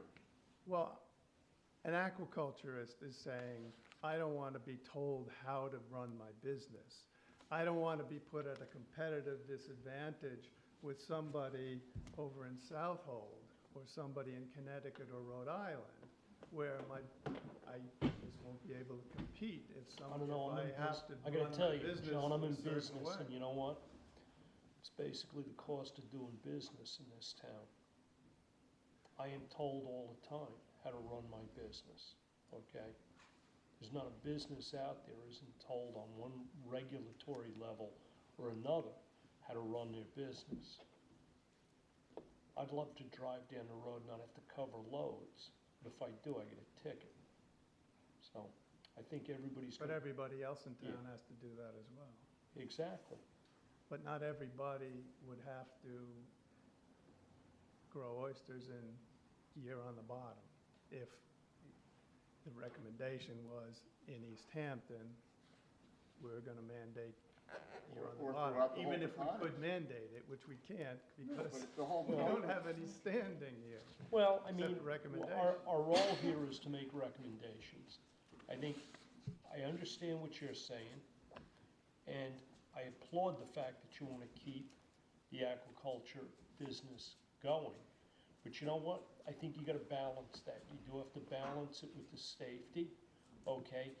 It may not be economically viable, but this lease program, looking at the number of leases that are out there, that may not in itself not be an economic, But Jim, he said they're only issuing 6 per year. Yeah, So it's gonna take a long time for that to grow out. to grow out. But you know what? I think it's like everything else in this town, you gotta do it where it accommodates the other users. It can't all be one way. Well, it's not all Well, it's one not way. all That's what we're trying to do, is figure out a way to share it. What's the matter with like water fence or off Sammy's Beach? Well, water fence is outside the lease area. What about Cherry Sammy's Harbor? Beach, well, you still have a lot of, I think it's the run time to get out there and stuff. well, it's the exposure. Mainly it's the exposure. Cherry Harbor? No, not Cherry Harbor, off Sammy's Beach. Cherry Harbor's been suggested. Cherry Harbor is a possibility. Cherry Harbor is a long way over open water for somebody tending a small lease. It's not off the table, it's a Well, possibility. you just don't have the same kind of Cherry Harbor, navigational Cherry activity. Harbor very well will get pushed back, well, so, you know, probably will get, well, I don't know how much relative, but it will get pushed back from the fishing community as well. I think there's lobstering, conking, there may be dragging over there. Yeah, I don't think there's dragging. There's definitely fish traps along there. Fish There's traps are some within gill 1,000 netting, feet. and there's some, Party Some boats walking. go out there. there's a lot of recreational fishing out there. Yeah. I mean, that's the big porgy grounds. So you're gonna have the head boat fleet out there and a lot of recreational guys out there. You just Well, don't have the same volume of, I mean- of boating activity that you would have in Northwest Harbor, that's all. From a navigational perspective, it's a fraction of I understand that, yeah. the boating traffic. But from the And a standpoint of fraction that you trying have in front to of Devon. viably grow oysters in a site, Right. Well, I mean, it's only a couple miles from Aquaculture Harbor. It's not like it's going to Block Island or something. no, but I think it's a significant difference. I mean, I think it's over significantly more open water. And it's got that northwest five- exposure is really It's a not. 5-minute ride from Aquaculture. So, you know, I- I mean, I get the northwest is a little tricky. It does have some, it's protected from the north and the northeast, though in the east, which It is is, good. yeah, it's protected from the east, that's for sure. But if you notice the active lease heights, they're mostly up in the lee of the north wind. And that's where that's one reason I cited the Shellfish Hatchery Grow-Out site in Skunk's Hole. At the time, it was protected from almost all sides except the extreme southeast, but then that sandbar disappeared and it's pretty much exposed from to the south now, but that north wind is that very sharp, damaging wind. So anyway, that's where we are. I don't know where to take it with this board. I mean, maybe we have to sort of devote a special sit down and see what the consensus is, and I don't know.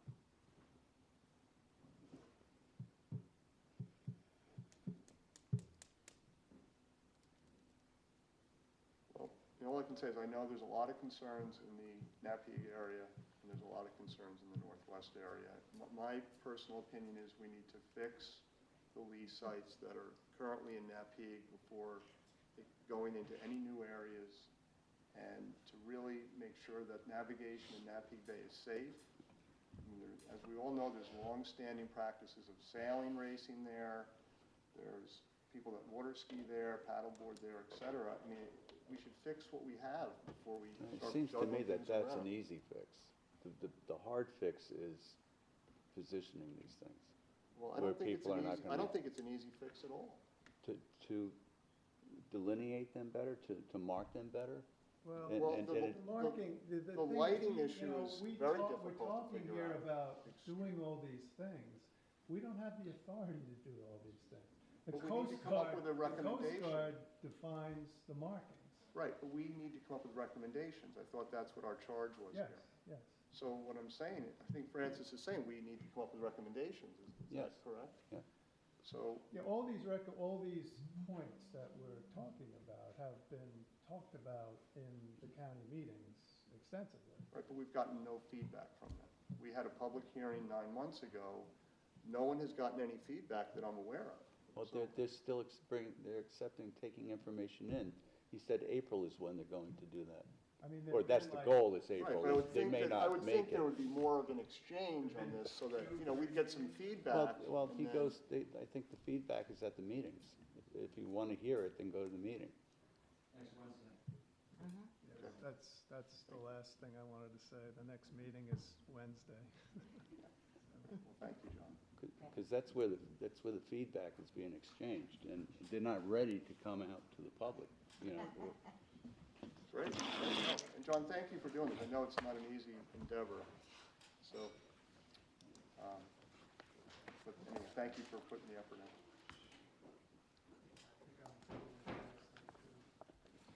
Conic Estuary?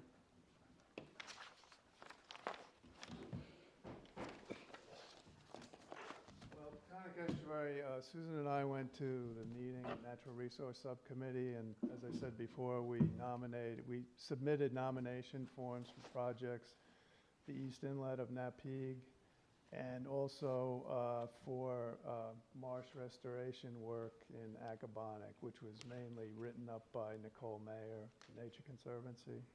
But we presented it as sort of a collaboration between the trustees, town, natural resources planning, Nature Conservancy, vector control. And they were both put on the list, accepted and put on the list.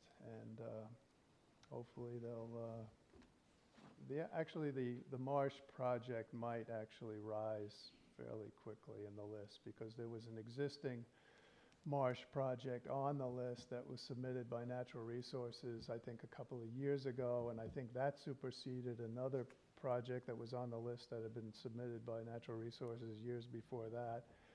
Now this project is sort of superseding those projects, and they were kind of generalized, a general marsh restoration, but the project we submitted is more focused and directed towards some specific goals, and removing some dams that were in ditches that were put in years ago, and have probably reduced the salinity in the upper marsh, which has led to more conducive areas for mosquito breeding, as well as it's felt possibly Phragmites intrusion down into the marsh.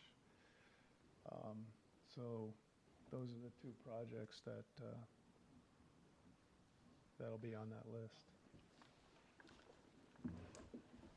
About water quality analysis near Aquaculture?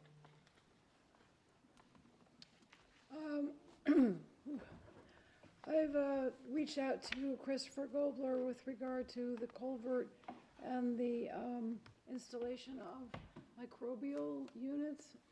So I'm trying to ascertain if last year we ever came to an agreement to install that microbial unit. We had discussed it. I know that we had talked about putting one near the culvert to see how the water sampling, I'm sorry, my voice is like really hard to speak right now, but so I'm waiting to hear back from him. We've had dialogue back and forth, but I wanted to be specific about whether or not we are actually in our contract We added. had asked him to add that to the contract. And was that done? Because I haven't been out in the water to check. Yeah, well, I don't see it as an amendment in the contract, but I wanted to know, is it one unit? Or he said there are three, but I'm trying to figure out three in 3 Mile Harbor and one in Aquaculture Harbor by the culvert. I think And is it there's only microbial? one in Aquaculture. That's what we asked for. That was what we were planning on doing. I just want a definitive answer to make sure that it's microbial. And He sent an email to you that says that he has 3 in 3 Mile Harbor and 3 in Aquaculture, but if he wants them run, we're gonna need to pay extra to make the data. which is where we were last That sounds year. very good. We actually could get, he has 3 and 3 out there, but he doesn't have the funding with what he's charging us to run the data, so maybe some, So it's still we can talk ambiguous about as to making a whether or motion to not see if we he are wants actually running them or not, so I'm trying to find out the I haven't seen definitive that answer. email. Put them out there. Right. forward it to him. I have it, So we need to speak to him about the cost to do the laboratory work. yes, and that was a question we had last year, and it's sort of vague as to whether or not it was actually contracted. Did we go into that Do agreement you have with the him? proposal with you tonight? I'm Do sorry? you have his We proposal never too? got anything after the We have- original we- $60,000 one. We never got another piece of paper. Yeah, we do have a proposal, and yeah, the original, which, so after that came in, then we discussed the microbial unit. So I'm working on getting, specific with him.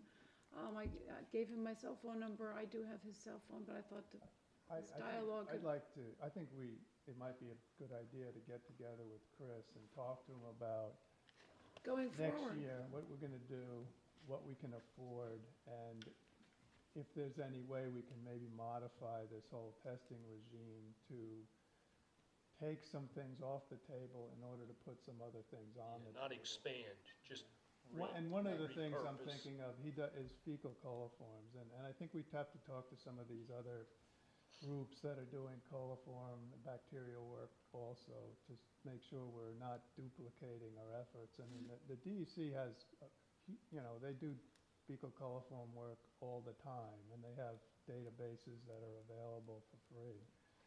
And I don't Also- know if it pays to have Chris doing fecal coliform work as well. If he can take that off, maybe look at the DEC data and incorporate that into his year-end report. I think we were looking instead of for having to DNA actually data. do the work himself. Correct. Yeah. We're looking Add for, microbial source tracking in its place. Well, we do need alignment with the other groups, that's for sure. CCOM is doing water testing, I think they're doing I've- microbial with Gobler at Aquabonic, and then we have Surfrider doing testing, so everybody's doing testing of I've Aquabonic Harbor. spoken to Kim Shaw, and I've spoken to Kate at CCOM, and, floated the idea of us all getting together and talking about who's doing what, and, going forward in a way that we don't duplicate each other. And I don't trip over understand each other. why CCOM is doing aquaponic. What's their interest there? Fundraising. Yeah, that's all it is. It's a money well, grab. Well, it's whatever. No, it's- I don't It's think also if we can, use their data and not have to duplicate it ourselves, then we Have a can do Well, that concerted makes other sense, effort but is- we need some alignment, I agree. Yeah. they Concerted just- And we effort had that as a discussion, community. We but need it to never get- well, really they- took off. I invited a couple members in to speak at one of the meetings, but they were a little hesitant to come in. Well, I think we should get, I think it might be, well, I don't know if this is the best way to go, I'll just throw this out, that to get together with Chris and go over these things and see if he's amenable to it, and then maybe get together with us and Natural Resources and CCOM and maybe Chris as well, to try to determine how we all move forward and. And also Well, there- streamline the Parallel program directions, so not that we're not, think that's a as you fair say, approach, yeah. duplicating the efforts and everybody's spending the same amount of money or more and to have the same results come in. I think your idea for having an initial meeting with Chris, especially since we have a contract coming up to renew, we should have in place what we want to do going into the next contractual agreement. Well, Chris seems to be doing the work for a lot of these other groups, so, His Yeah, lab is used as the back right, end. so he must know what they're doing. CCOM, I believe, is who has been retained by him, right? I think Right. CCOM is using his laboratory. And then there's Surfrider doing their testing with, Everybody's getting in the act, and we gotta get it Exactly. coordinated. Well, isn't Yes. Surfrider doing the work for CCM? No, I think it's the No. opposite. CCOM and Surfrider are working together. I think the CCOM's doing most of the legwork and lab work. yeah. That's the way I understand it. Some of the tests Gobler doing are much more specific and, sophisticated. I think Gobler's doing all the microbial source tracking work Yeah. for everybody. But then there's also, through the Peconic Estuary Program, Natural Resources, and some people in Aquabonic Protection Committee, I think, are working towards trying to get some microbial source tracking work done in Aquabonic, I believe, through the USGS, who also does it, and so that's just another thing to. The one And thing- that's how the one thing this we wanna- question of Chris Gobler, whether or not he's doing the microbial in Aquabonic came up because I was contacted by a member of Aquabonic Protection Committee who said, did you go forward with this? And so that's how I got started on Right. trying to figure out. One thing we do want to remember with working with Dr. Gobler versus these other organizations is he is New York State certified lab. He has actionable, defensible data. The other data is valuable from a community awareness perspective, but it's not something that can be used, so to speak, in some. Right, with the same veracity, if you will, or Correct. same weight. There's another person that was mentioned to me through APC, which I think I've talked to you about earlier last year. Chris, is it Ganesh? Schaefer? No, the other person who does water testing, you and I talked about him the other day. It was mentioned that we should use this particular Schubert, person. yeah. And I said, well, we USGS. are contracted with Chris Gobler. Is USGS a company or is it a United government? States Geological Survey. Okay. Chris Schubert is their. It's he a federal goes to a lot of agency. Peconic Estuary Program meetings. He's doing work for the Peconic Estuary Program as well. But that's a government agency, right? Yeah, And he's able to take on some of this stuff? for a price. Oh, so it's not a free government No. thing? No. The only thing free is DEC, water Yeah. quality testing. Okay. And they're also a certified lab, and they Right, could that's be. shellfish and bathing beaches. No, no, Suffolk County's that's bathing. shellfish Or waters, shellfish. yeah. Suffolk County does bathing Bathing. beaches. Gotcha. I think, CCOM and Surfrider are basically doing tests along the edge of the shore. And, that's valuable for input, what's coming in. DEC does more open water testing for shellfish harvesting waters. Right. So, I do have the email here if you wanna read it. He has done samples for 3 sites in 3 Mile Harbor and 3 in Aquaculture from Dr. Goldberg. We'll need to decide if the trustees wanna run all the samples, which might add a minor cost, so it appears he's done Well, So three he's wanna- collected the How samples, about we he make has a an motion analyst. that we samples say yes? and 3 and 3, and he wants to know if he should run them. This Am is I- to you, that's your email. Yes, I'm Yeah. saying. That we would have- be the basis of a meeting. But we need to make a decision. so where are we leaving this? So why don't we arrange to have a meeting with him and sit down and discuss what we have already done this past year and going forward, what do we want to do and what are our options? And then what you wanna do with these 6 samples, if you just wanna throw them away, that work? Or No, if you no, wanna let's buy- not. Well, maybe we need to vote on that. Let's So- just, I think we should, Have a meeting. yeah, we should find out what the, Okay. All right, Who's so site I will, charge is. Who's organizing the meeting? contact him again and tell him that we'd like to have a meeting Okay. and set it up, and that would be at our office Yes. in, Or a place more convenient for him if, we could go to his lab, whatever he wants. whatever, all right, so I'll work on that. And I'm gonna be away till the 4th of December, so if it works out. I'll figure no, out. this whole sampling thing has to get coordinated. And we should probably take on kind of a lead agency status with that, maybe. All right. All right, Okay, so I'll get back to you. so I got this. I got a bunch of DEC data for Aquaculture from 1990 to 2018. And I wanted to look at what effect the culvert may have had on water quality there. So the culvert, I took station 9, 11, and 12 and pulled the numbers out of the data that I got from DEC. And I looked at it from 2001 to 2018, so 18 years. In those 18 years, there were 7 years that I knew were closed, 7 years I knew were open, and the rest I wasn't sure. So I put the closed years against the open years. This is basically what I pulled out of the DEC data. This is one representative year. I looked at the data from April through October of every year. This is what their data was for these station 9, 11, and 12 in 2006. So these are the individual numbers for the dates, the average for all the numbers.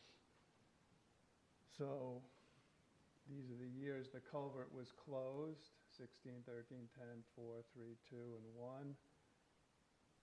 This is the overall average for that year.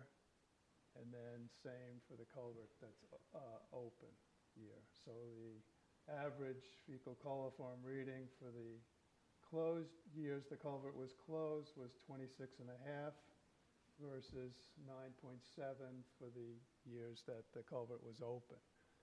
So Clearly, since there's a there was benefit. a high number here, a very high number for one of the closed years, I took the high and the low number out and re-averaged and taking high and low out, the closed years average 20.4, and the open years average 9.8. So, I mean, this is an exhaustive statistical analysis of this data, but I think It's it clear points that us it in a good demonstrates that direction that there's- the culvert's having a positive effect on water quality. So maybe we'll hear from some statisticians out there.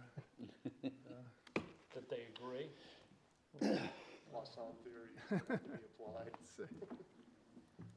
So that's. Thank you very much for doing that. Good, John. That's a good analysis. So beaches. Beaches, request from owner of 199 Lily Pond Lane to renew trustee permit. Several, no, I shouldn't say several, but a few other properties on the beach, we did renew their permits due to work that needs to be redone after we had our last storm. And since we had granted permits to fix the properties before. I'd like to make a motion that we just approve the renewal on this permit. It's That's where I was consistent. going. It's Okay, consistent with the last. I'll second it. All in favor? Aye. Aye. All right, Georgia Ponds Committee, application received from the Creeks for Phragmite Management Permit for 291, 253, and 249 Montauk Highway. I had a meeting with the applicant, the applicant's agent, a representative, another representative from the applicant, Bill Hayjack from the village, and myself looked at the property last week. I took several photos. I had a discussion again today with Bill Hayjack about this. We're waiting on some basically updated plans because, again, this is a property that regardless of what they've submitted in terms of their applications to the village, we seem to do a slightly different project. And we really need to, basically, the village needs to evaluate whether they feel that the property owner is staying within bounds of what they proposed. The question we're gonna have here is whether we wanna issue permits to cut Phragmites on this property or wait until we see some grow-in on the revegetation work that's been done. Presently, whether we like Phragmites or don't like Phragmites, it is a buffer, it is a nutrient sink to what's going on upland of where it's being cut. This property has a long history of violations, violations with our permits, violations with the village. I don't think we should rush into this. Bill and I are gonna meet again, and I think, Rick, you said you're gonna have a meeting with the applicant's agent to look at the Correct. property. They reached out to me. They want to make sure that our committee is well-versed in this project, Yeah. which I think is good. You know, we had kind of a false start last time. Yeah. It'd be nice to see a good project take place this time. Who's their agent? Their agent now is InterScience, Okay. which I feel better about. Yeah. But you know, here's the issue that I have with this, and you know what? It is outside of our jurisdiction, okay? The work that's going on upland, which is part of the village's settlement, it's a good idea. But the problem I have is the plant list, what's being used and where it's being used, doesn't really have what you could describe as real relevance to the site or the area on the site that it's being used. So down the road, if the planting is unsuccessful, what's Plan B? Is Plan B putting lawn back in place? Is Plan B replacing the unsuccessful plantings with more of the same? Or is there another plan yet to come? And the concern always on a property like this is how committed is the applicant? When you see a project unfolding where the plant selection, the execution, the maintenance doesn't seem to be there, it's very hard to be confident that you have you have an individual that's gonna follow through and make this a success. And we do want these successes because we do want to buffer the nutrient loads going into Georgia Pond. So, Bill and I did have a discussion today, and what we may introduce on some of these, especially these larger properties, is the requirement for a management plan to coincide with the application for the re-veg or implementation, so that you have some understanding of, okay, what is Plan B? Okay, when we visited this site the other day, a lot of the areas that were revegetated were overgrown with invasive non-native plants, and there was no effort being made to remove them. But at the same time,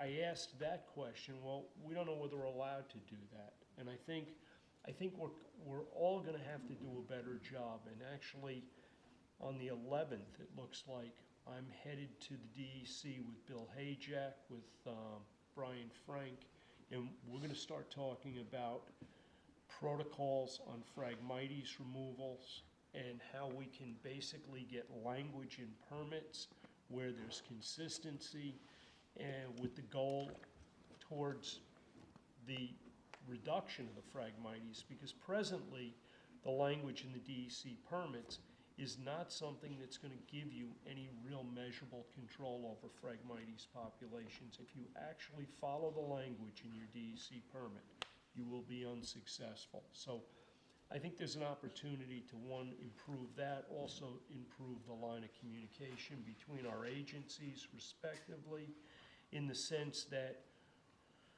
we might be able to get these applications, the language and the documentation more in line, because presently we've had applications which have been approved by us, which have been approved by either the village or the town ZBAs, which have been approved by the DEC. And we all have approved a different plan at the end of the day. The DEC approved one plan, we required modifications, which were done, we approved that plan.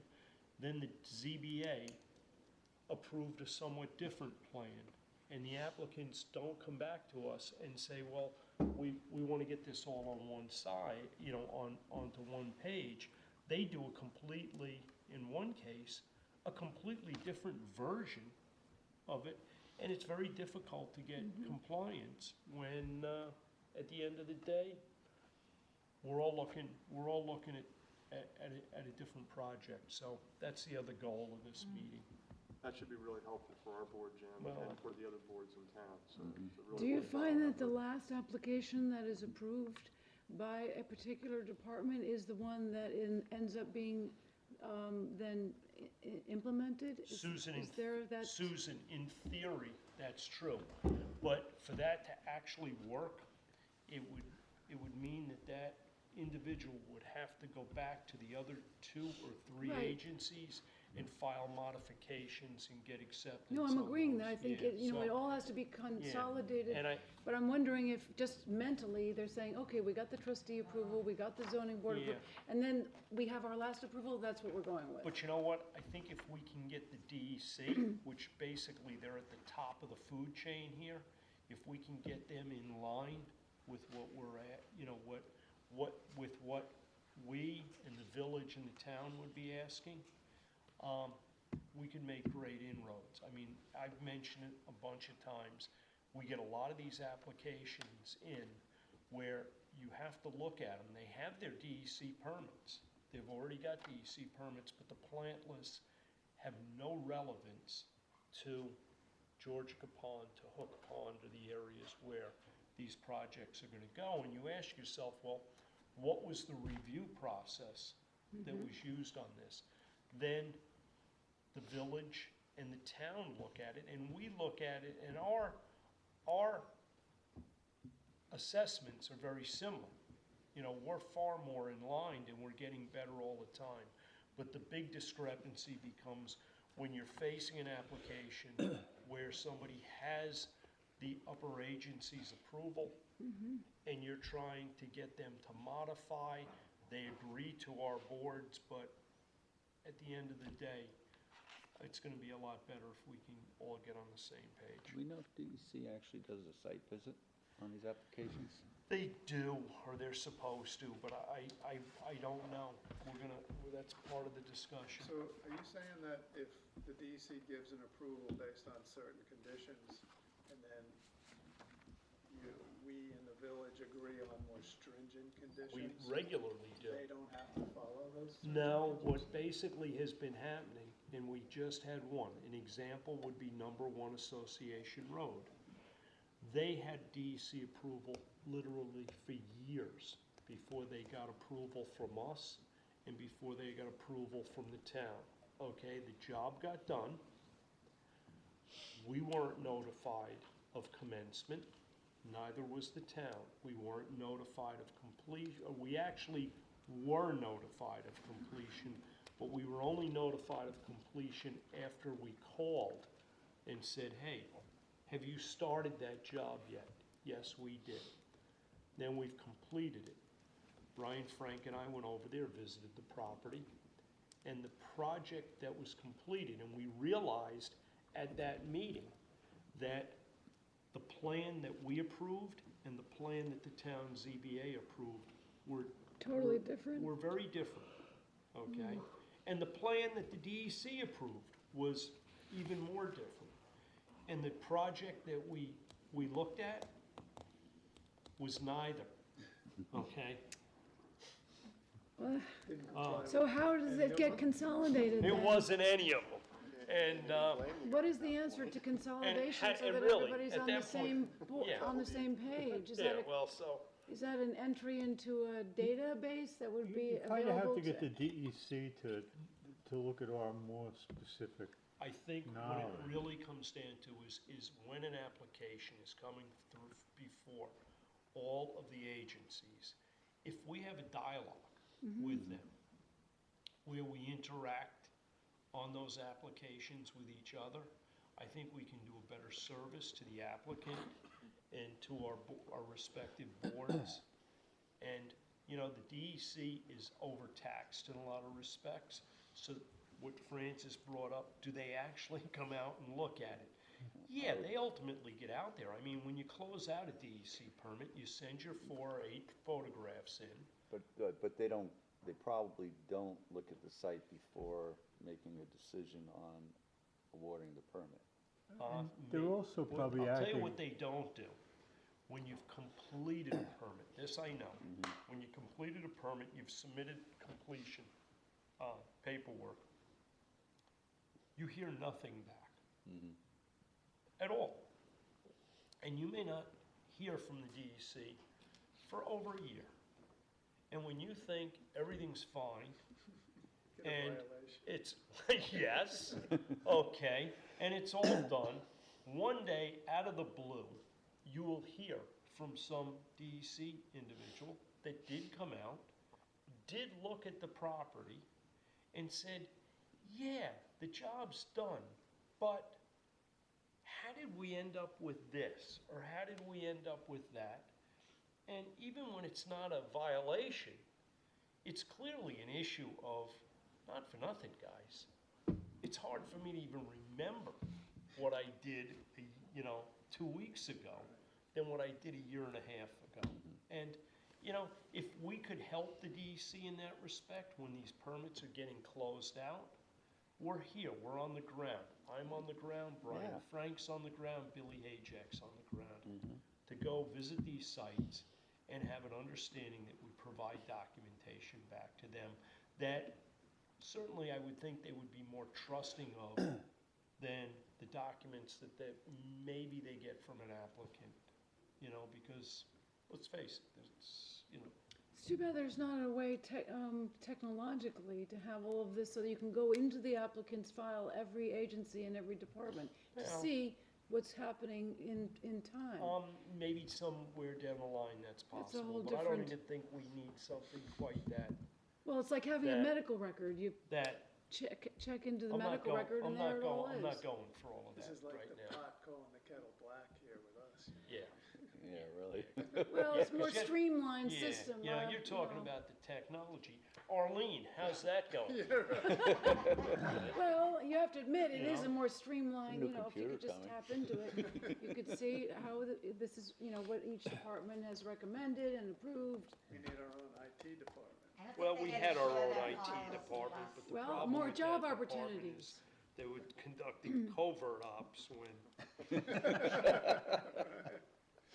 That's a great suggestion. All right. Harbor Management Committee, you done? well, no, Oh, okay. just roll right into. Yep.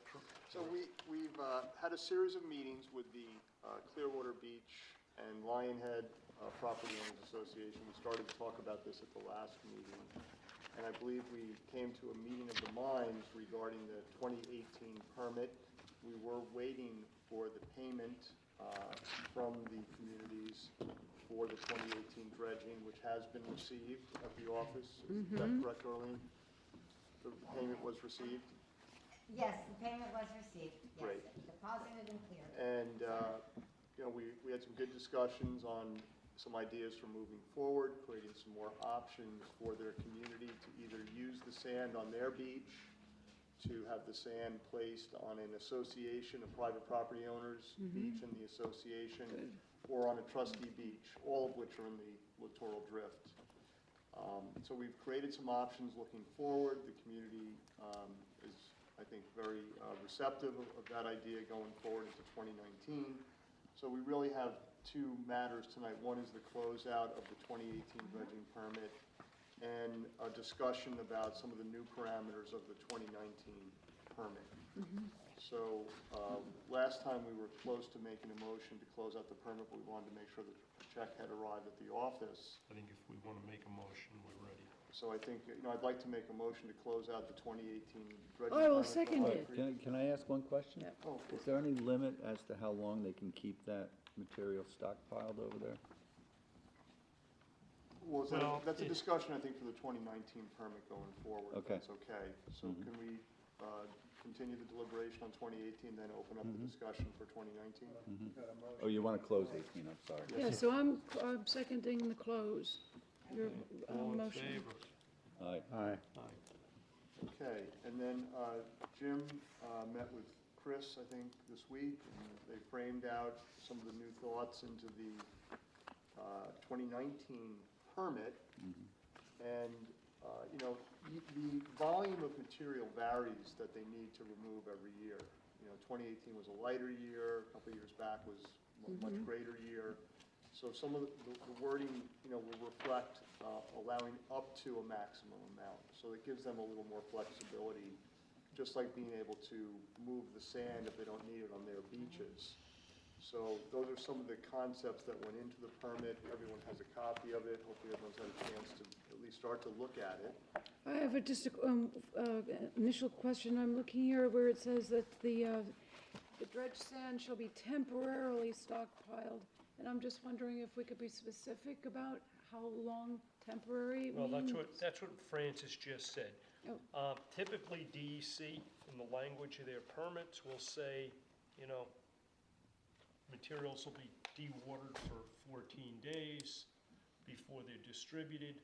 What we wanted to try and get language into the future permits is, and this comes back to quantification of how much material actually is removed, because that was the big stumbling block this past year over exactly how much material was excavated. So what we're trying to do is come up with something here where, okay, the agreement that we made in a meeting was when they do their excavation and the material is stockpiled while it's being dewatered, before it leaves the site, those piles will be measured, and the evaluation method that was agreed upon at our meeting would be applied to those piles, and we would come up with an approximate quantity of yardage that we're talking about here. Then the applicant or the Clearwater and Lions Head people would have the opportunity to A, take that sand and deliver it and spread it at a trustee beach at no cost to the trustees. They would bear that cost, at which point we would not be looking for the $7.50 a yard that we typically would be getting. Or B, if they have beach property owners that have a basically sand-starved situation in the community, they could allow those property owners to take that sand. The property owner would pay the trustees $7.50 a yard for the quantity of material that they took. They would pay whoever the contractor is that did the excavation, or another contractor to transport and spread that material. Or last but not least, if the Clearwater Property Owners Association decides that they want to utilize that sand on their own beaches, they have the right to do so, at which point they will pay the trustees $7.50 a yard.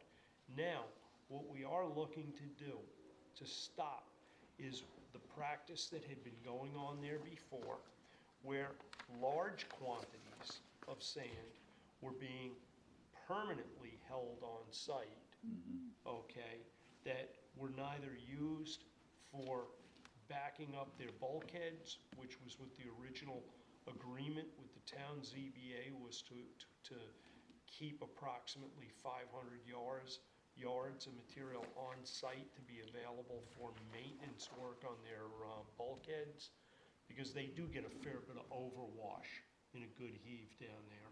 They do have to make the material back, but they have far more than 500 yards stockpiled right now, is to eliminate that policy. The material that they stockpile, whatever they got, but it's never going to exceed what they got, which is 500 yards. Okay. So, just so I understand this again, the stockpile temporarily has a specific time, or no? It's about 14 days. Should we include that in here? We could put that language. Now, that language, in terms of getting rid of the piles, is part of the language in their DEC, Army Corps, and Village, or town ZBA permits. Okay. But I think we should also Well, include there's that in gotta our be some- trustee permit, There's so gotta be that we're all some consistent. flexibility in that. It has If to be they're gonna time to take move the that stuff, time to make material and arrangements. Right, move well, then we it, could I give don't a think spec- I don't think, coordinate with homeowners I and think, all this stuff. I thought the language in there that it couldn't be moved until they have to notify us, they've done their excavation, we have to measure it and agree upon the volume of material there, Yeah. okay? Because here's the But problem we had. That's relatively quick. Yeah, yeah, I mean, that can be done the next week. in an hour. Within 2 weeks or But within a week. if they have a certain procedure they have to go through to get that sand now, wherever it's going, you don't wanna Yeah. force them to have to do it in 2 more weeks. No, but I think there's a they have to- reasonable well, period of their time that we dredging could, window. and we don't fall into And the window the for the situation that material we're in being now, allowed or we're to be in. stockpiled on the beach I'd like to give it a has an specific end, and I window. believe it's the end of March. They Yeah, have that would to be have it out of there. reasonable, like toward the end Right. of the summer, winter. The end of the dredging window. And they want it out of there, because you don't So have that, it. and there is the answer to my question or my statement, which is to give it some Back end. confined, yes, give it a specific time frame which is reasonable, allows them for bad weather, for things like that. And also, I wanted to know if in here we require the contractor who's doing the work to be named in their permit when they actually come to us? Do Well, we They have to, want to know who the they contractor is? have to give us the contractor upon the notice of commencement. Okay, I don't think we're required to get a contractor to okay, only issue it. because some of our applications, No, it asks for the Could that be contractor. part of this list here, where you We just should say review applicant to name our contractor? applications and amend Chris, is that those. possible? Okay, I'm just taking well, answer, but yeah. so I just noticed that some of our applications for other types of work, the contractor has to be named, so that's why I'm asking that Well, question for It's not a this. bad thing to have in the paperwork. No, but if don't even have the permit, you don't have a contract Well, I along. guess then they would go into the permit, Yeah, right? I It think goes we're into go, the I think permit. we're going back to the old days here just a little bit, where we would fixate on that. I'm and that only became- asking questions, And that you became the know? thing that drove the conversation. Questions are always helpful, because then I get answers. Isn't that in a Okay, permit Susan. application anyway? But it shouldn't be. The contractor? It shouldn't be. Should I be looking when I get a notice of commencement and I forward it to you, that's where it should be? It should definitely, by the time they're doing the work, you know, and we wanna know who a contractor is, because you know what? They're Oh, so working I'm on, right. Yeah, well, at wait a second, they're notification. Yes, working, okay. Notice of working commencement on- should include. they're working Right. on public property. We should know who the contractor is, and we should have copies of workers' comp general liability. That name, if it's on trustee property, we should have that names the Names the East Hampton trustees. Town trustees. That's a good Okay. point. That should be standard in any application. I still have this question about, I know you've told me it's not necessary for anybody to have a permit for them to take that sand and drive it 5 miles to Gerard Drive and dump it on the beach. But I'm just like to have sort of an assurance that that's not, that we're not gonna get hung on that in any way. I don't see how If we we're can. allowing that, Beach requirement. Street beach, yeah. Are there other permits required to do that? From the DEC. The Well, they DEC, already have a DEC permit to says do the littoral dredging. drift. And the But what DEC is- permit, Army Corps permits, describe that those excavated materials must remain in the littoral drift. Okay, they can't be taken over to the ocean beach and used over there. So I think, But they could go to Gerard Drive. and is Well, there a geographic, is the littoral drift from Hog Creek entrance to the east and south, or to the west? Well, you know, you get over there to Gerard Drive, and I think it's going one direction in one area and the other direction in another area. Basically, they're going towards the inlet. Right, so at the culvert, it's going south, Right. and the sand's building up on the north side of the jetties, and it's scoured away from the south, and that's why we would like them to dump sand there. Right. But that's not the same literal drift as they have in Clearwater. Is it, or isn't it? I don't know. I don't know I think which we way gotta sand. be careful heads asking there. too many questions. We're gonna be in the littoral drift, you know, whether it's, We'll look into it. Sure, if we look hard enough, the answer will be no and yes. Well, No. I would say it could probably go to Gerard, but it may not be able to go over. To Montauk. Or over to Last Point. Well, Gerard can take all the sand. Well, but I think we should just need to be throw at it. aware of, you know, Well, the permit, the way we have it written, says to a trustee beach, determined and agreed upon by the parties, so the way I foresee it is, again, it's more of a collaborative thing where we kind of have some Yeah. control and say over where this goes on our beach. And I think it would be at that point that we would just make a decision, we'd all agree upon it, I think we and just. within a week or so, the sand's brought over, and we kind of have some advisory control over how that plays out. I just don't wanna get into a situation where they come to us and say, well, we'll put it on your beach, but you get the permits. And then we'd have to say, well, we don't need a permit, and then they would say, well, we don't wanna do it without a permit because we don't wanna get Nobody's, violated. but John, nobody's saying that. I'll just go on We, John, past you history sat, of John, miscommunications with this. okay, but John, you sat through every one of the meetings with the Clearwater I know. Association, and at no point did anybody ever ask that. No, but that doesn't mean that they No. thought about it even. well, we've done this before with other projects. We've done it with Louse Point. Yeah, we relocated it down the beach. Yeah. So, We didn't get permits. and we put it in the same direction. What- If this is what- going from the site of excavation, So it's going in we the had, same direction. we had a permit to dig the sand at Louse possible. And to place In it, that permit, it. what In the was the language about where the sand had to went? be maintained in the littoral drift.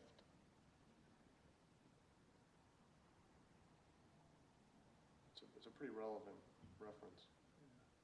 and, well, I don't wanna go there. So what are we doing with this now? So we would like to fine tune it, and we'd like to send it over to the members of the Clearwater Beach community for Okay. their review, and then we'll probably get together with them on this matter, and we are having, we're gonna commence some other discussions on the potential for maybe a small environmental management plan for the creek, and see if there's some other work that we can do. And if there is an opportunity for a bigger dredging project at some point. You're referring to the sandbar area Yes. that, yeah. Yep, so there is interest in, working together with the trustees, which I think is great. Good.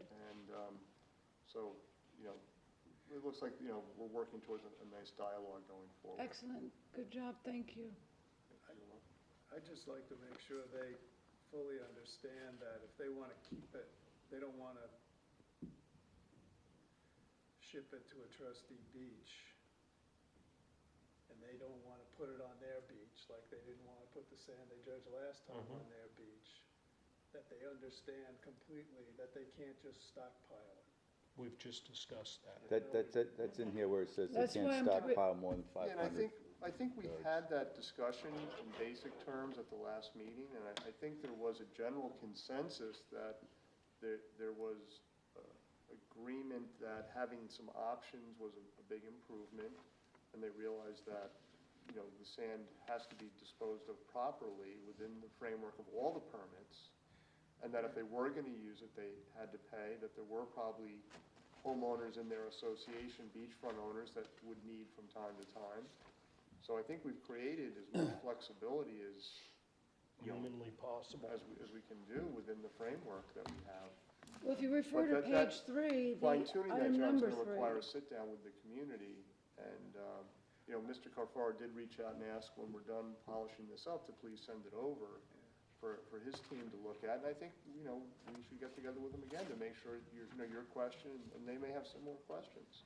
The only reason I asked is I went over to that pile and I climbed up on top of it and looked around, and that pile goes on and it's got growth on it that's Yeah, they're not gonna be decades adding to Yes. that They've pile been for a doing very that long time. forever. Yes. So- But they've been doing that. I know. They've been doing it, and This that's is the a goal. very different That's the goal. disposition Yes, of that's the sand goal now. here, is, because clearly what was going on there is in an effort to not have to pay for sand, they were warehousing this sand.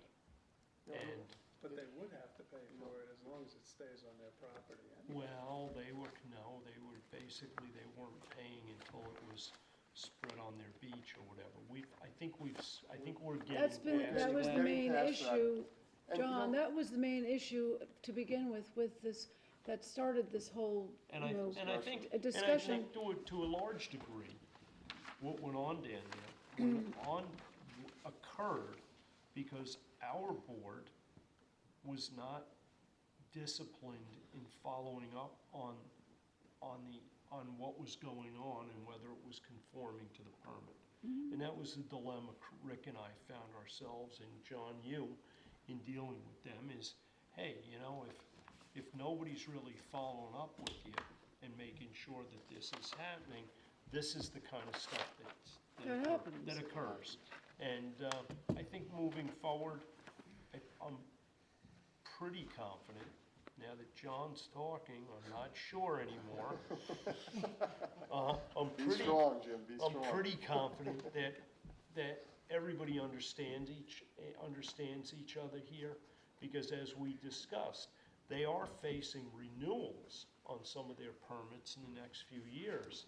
And, More than just the trustees. More than just the trustees, so it's gonna be important that at the end of that the they day. comply. I think your question, John, has been answered with the first paragraph on page 1 with this dredged sand shall be, and then I raised the issue of temporarily stockpiled in either Lionhead or Clearwater. So that's a directive right there. And then on page 3, it clearly states on number 3, the dredged sand can be spread on Land's Head or Clearwater private beaches at a cost of $7.50 per cubic yard payable by the property owner to the trustees. So they know the direction that they're supposed to go in. We've had this discussion. Yeah, It was- so I'm not It was vetted out pretty concerned. well. And, you know, we also have to remember, with coastal storms, sea level rise, there is a demand for this product, whether it's at $7 a yard or $4 a yard or $12 a yard. Or 15, you know. There's going to be demand, I think, going forward, so I think, you know, we'll see a need for product. I like think this. there's a nice understanding now that you've worked with them, and I We've made a lot of appreciate progress. that, yeah. We've made some Crossed. progress, yeah. Good. I think we're gonna move forward in a professional and positive way. So do we need to have the time frame put into this? Am I editing this, the time frame or the name of the contractor, or we're good? I have one more I think a question. condition on there is naming the contractor before commencement. The other condition is to align with the other permits, is that all sand has to be off of their beaches by the D-Day that's in their DEC and Army Corps and Town ZBA permit. We may need to just look that up and incorporate that date into It's our around permit. 3/31. I believe it is, but I just, one more question on this. It says at the end of the conditions, in accordance with DEC, Stanton ZBA permits, no more than 500 cubic yards of dredged sand shall be stored on site.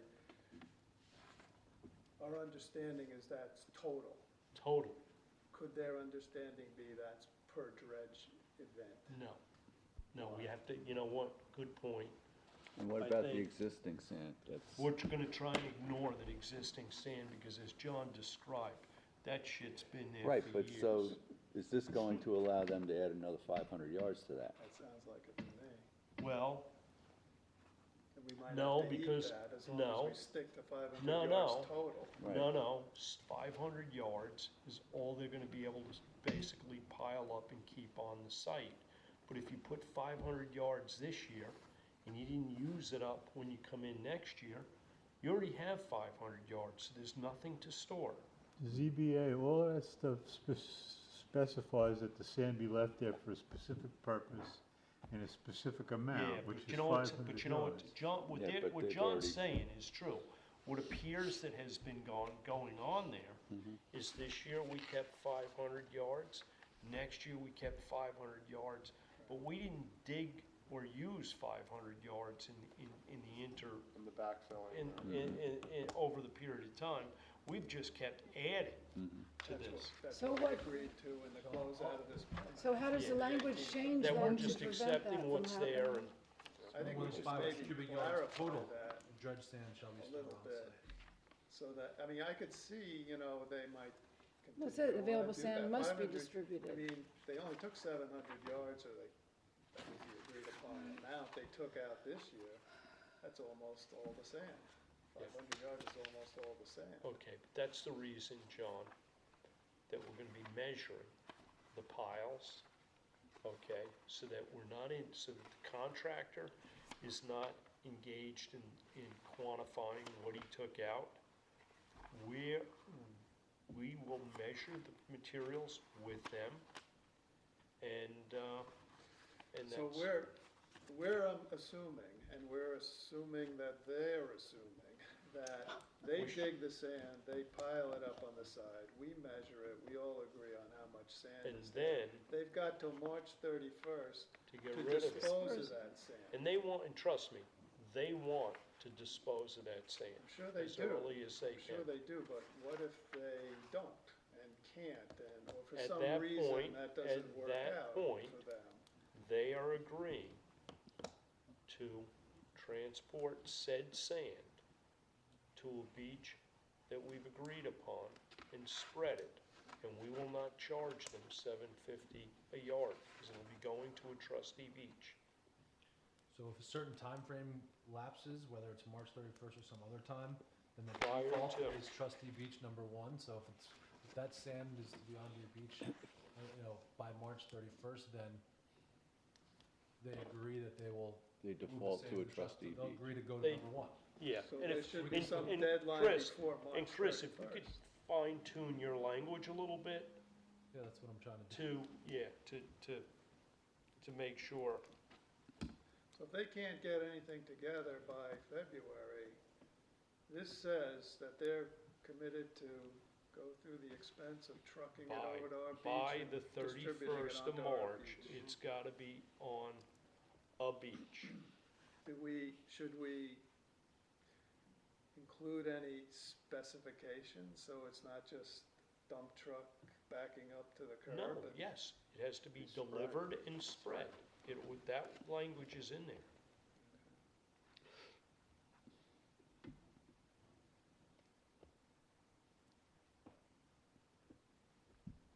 Anything else? I got nothing.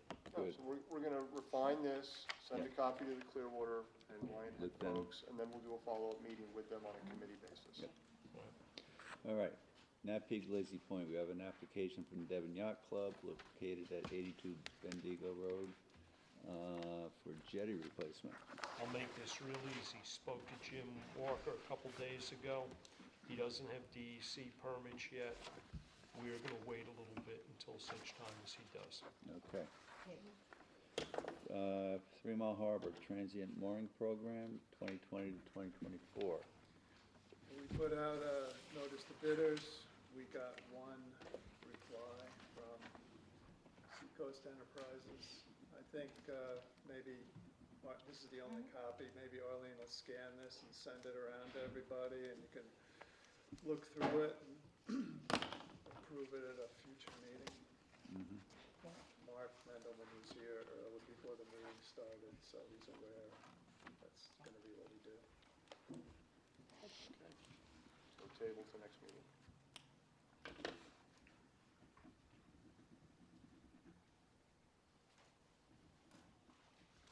All right, now we have payment of the bills. Optimum, we have $133.56. Staples, $8.05. East Hampton Star, $53.44.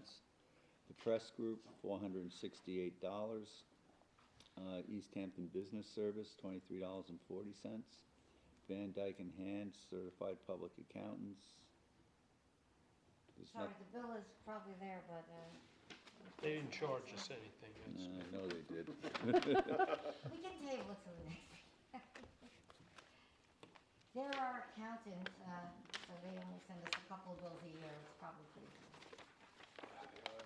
Yeah. Quarterly.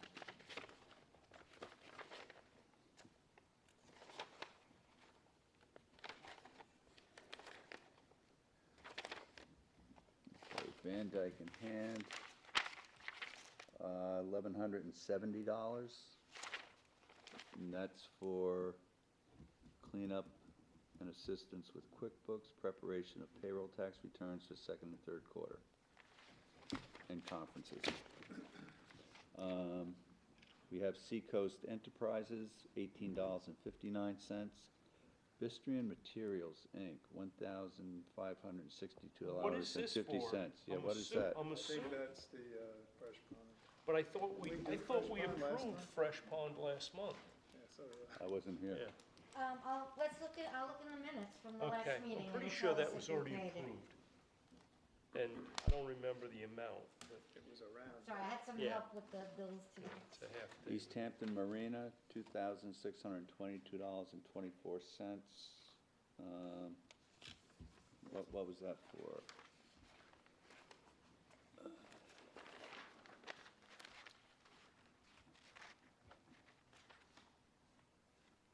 No description on here.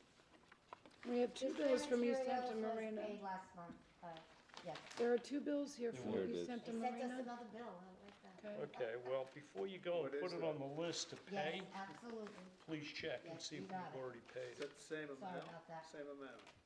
Yeah, they just came in the mail like 2 days ago. Okay, Yeah, well, thank you. You get that, put that on Little the IT, sneaky. put that on the IT list. Because we So- paid it 3 weeks ago. All right, so we're gonna table Bistrians. No, no, Bistrian's Bistrian's off. already paid, we just need Yeah, we'll all cross of it them. off, yeah. Okay. That's it. East Hampton Marina we're tabling? Is that what I'm, Yes, because you don't have an invoice there. I have an invoice. Well, it's an invoice or a statement, There's a statement. no invoices, no invoices.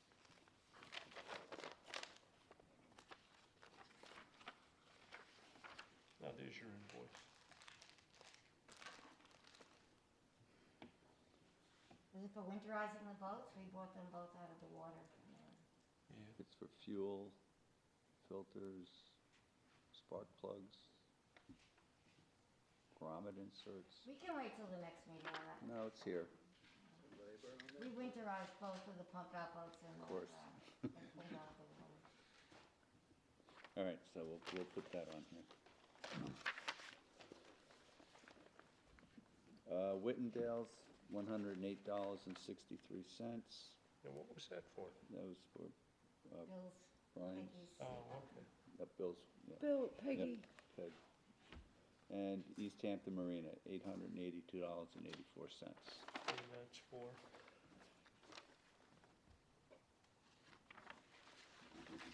Are we, Same kind of, just, are we good on the 2,600 from East Hampton Marine, or are we waiting on that?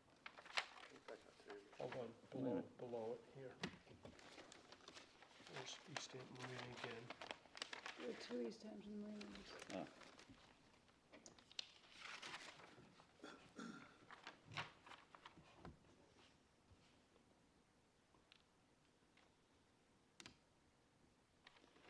some for gas.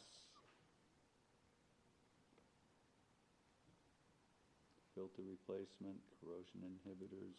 I think it's winterizing, That sounds like winterizing. yeah. Is that for the new engine? Should we have you look at them, Rick? I'll look them up. Boats, man, boats. I think you can, that would be a conflict. Rick M1000. No, it's not, It's not you? No. Oh, it's okay. Briggs. That's Jeff's business. Yeah, winterized V4 outboard, power wash the hull, haul out, Right. sidetrack. Make a motion to pay the bills? Second, All in favor? aye. So just, did we pay both of those East Hampton Marina bills? Yes. Or table the Yeah. $2,000? What was the 2006? Did we, 600, did we get to the bottom of that one? The $800 one makes a lot of sense, that one's good. That's, And you said the Van Dyke bill is, That's our quarterly accountant's bill. right, but the sum of it is not here. Excuse me? The sum, the bill itself, the Yes, amount, sir. I didn't see the 1120, amount. I'm sorry. Oh, yeah, it's not on this Pull it out. list, No, okay. it's not. pulled it out. You Okay. write it down. Want to yes. take a look at it? Okey-doke.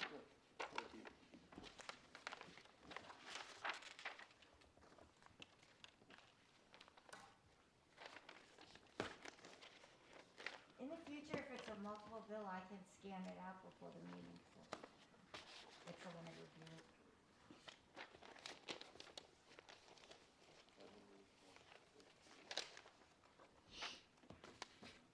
I think if it's unclear to you, you can call them up and ask them to specify. Yeah, we audit everything when we do the pump out grant. So this is an Evinrude 150, is that the new engine that we just purchased? Yes, An Evinrude 150? they both have everything, 50s on it, I think, right? I'm just trying to understand if this is the new engine or an older engine.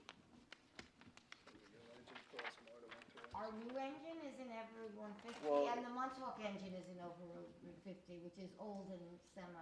Right, so is the Montauk engine being serviced in East Hampton as well? Or That's the- the only person, no one services the Everroot in Montauk. Okay, so if it's the older engine, but we are doing some work here that would be covered under warranty under a new engine, so. if No, this he is- just installed the new engine, like. a No, that's what I'm month ago. saying, so this must be the older engine. Yeah, If it's but, the older, but We'll look through all that again. the and- total amount of this bill is $1,739.40. It is not 26, 22, 24. So you have the two bills together, like the two perhaps, bills. the 800 and the 17? If you add the 882.84 and the 1739.40, you may come to that. Yeah, that's about right.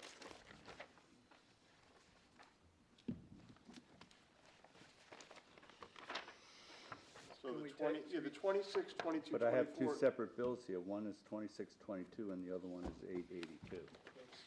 But this is the total Yeah, but for both of them. yeah, but that 2622 isn't what appears Yeah. on the statement. It's both, Francis, actually. We have the 1,700 There you go. and we have an 882.84, Okay. bringing Right. it down to The 26 is the 2622. So total. we don't need this one down. Right, that's all, we just have a duplication. Okay. So we're okay. We're all good. So did we get a motion? Yes, you did. It was Rick, Jim Grimes and Susan. All in favor? Aye.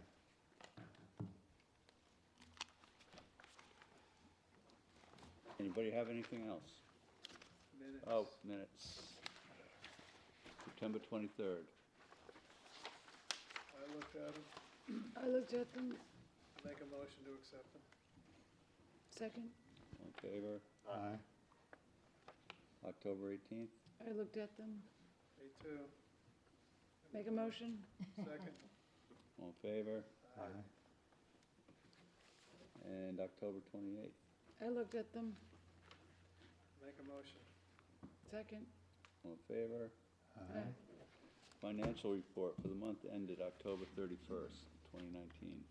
Anybody have a chance to go through No, that? I haven't had a chance to look at that. Can we table that? Yep. And the Norwalkie and Smith one, I haven't had a chance to look at that. Okay, that one's getting old. Is it? Yeah. We gotta do that by the next one. All right. Well, listen, it's kind of standard policy for us to sit on that one for a year. All right. I think that's what we did last year. We're close. Okay. Oh. I know last meeting, you guys discussed the organizational meeting for the 13th of January. yes. I don't have the answer at the moment, but there's a possibility that that may cause an issue in bookkeeping for payroll. Because they need to know everybody's positions before. Oh, so we need to meet earlier, So is what you're we saying? we may. Historically, we met the first Mondays. in Right. January. I thought that was. I won't be here. Right, but Oh, that's no good. when do you return? I return the 7th. Okay, that's better than 13th. You leave. Yeah. Yeah, we can meet at the trustee office, Francis, I'm if we going had on the to. 26th. We wanted to meet that, 7th or 8th, Mhm. when Jim gets back. So, the 8th is, What day is this? I the come 7th back is on- a Tuesday. Yeah, and Wednesday morning I go to Baltimore for 3 days, so I'm actually not back until the 11th. So that's why you put it off till 13th. Meeting at the airport. What part of Baltimore? What's that? Inner Harbor. She has a meeting there. It's a nice place, you guys. All right, well, I'll confirm Well, how's December that it's not 25th? gonna be an issue. Well, Right. And our next meeting is The 18th? the 18th. No, The 25th? 25th. And then Oh, It's the 25th. 25th oh, is I'm the sorry, I'm 4th. looking at the wrong month. Yeah. Jeez. All right, so. To be resolved at the next meeting. Yeah, Next meeting is the 24th, did you say? 25th. 25th. Okay.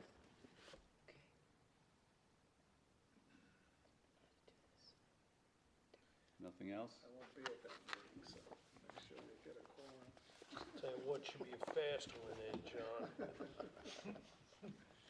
We'll tell you what it was like. I'll watch it on stream. Show TV. Where you headed? San Francisco. Yeah? Nice. New grandchild. Congratulations. Yes, yes. Oh, congratulations. Anything else? Is there a motion? Make a motion to close the meeting. Second. All in favor? Good night. Thank you, everybody.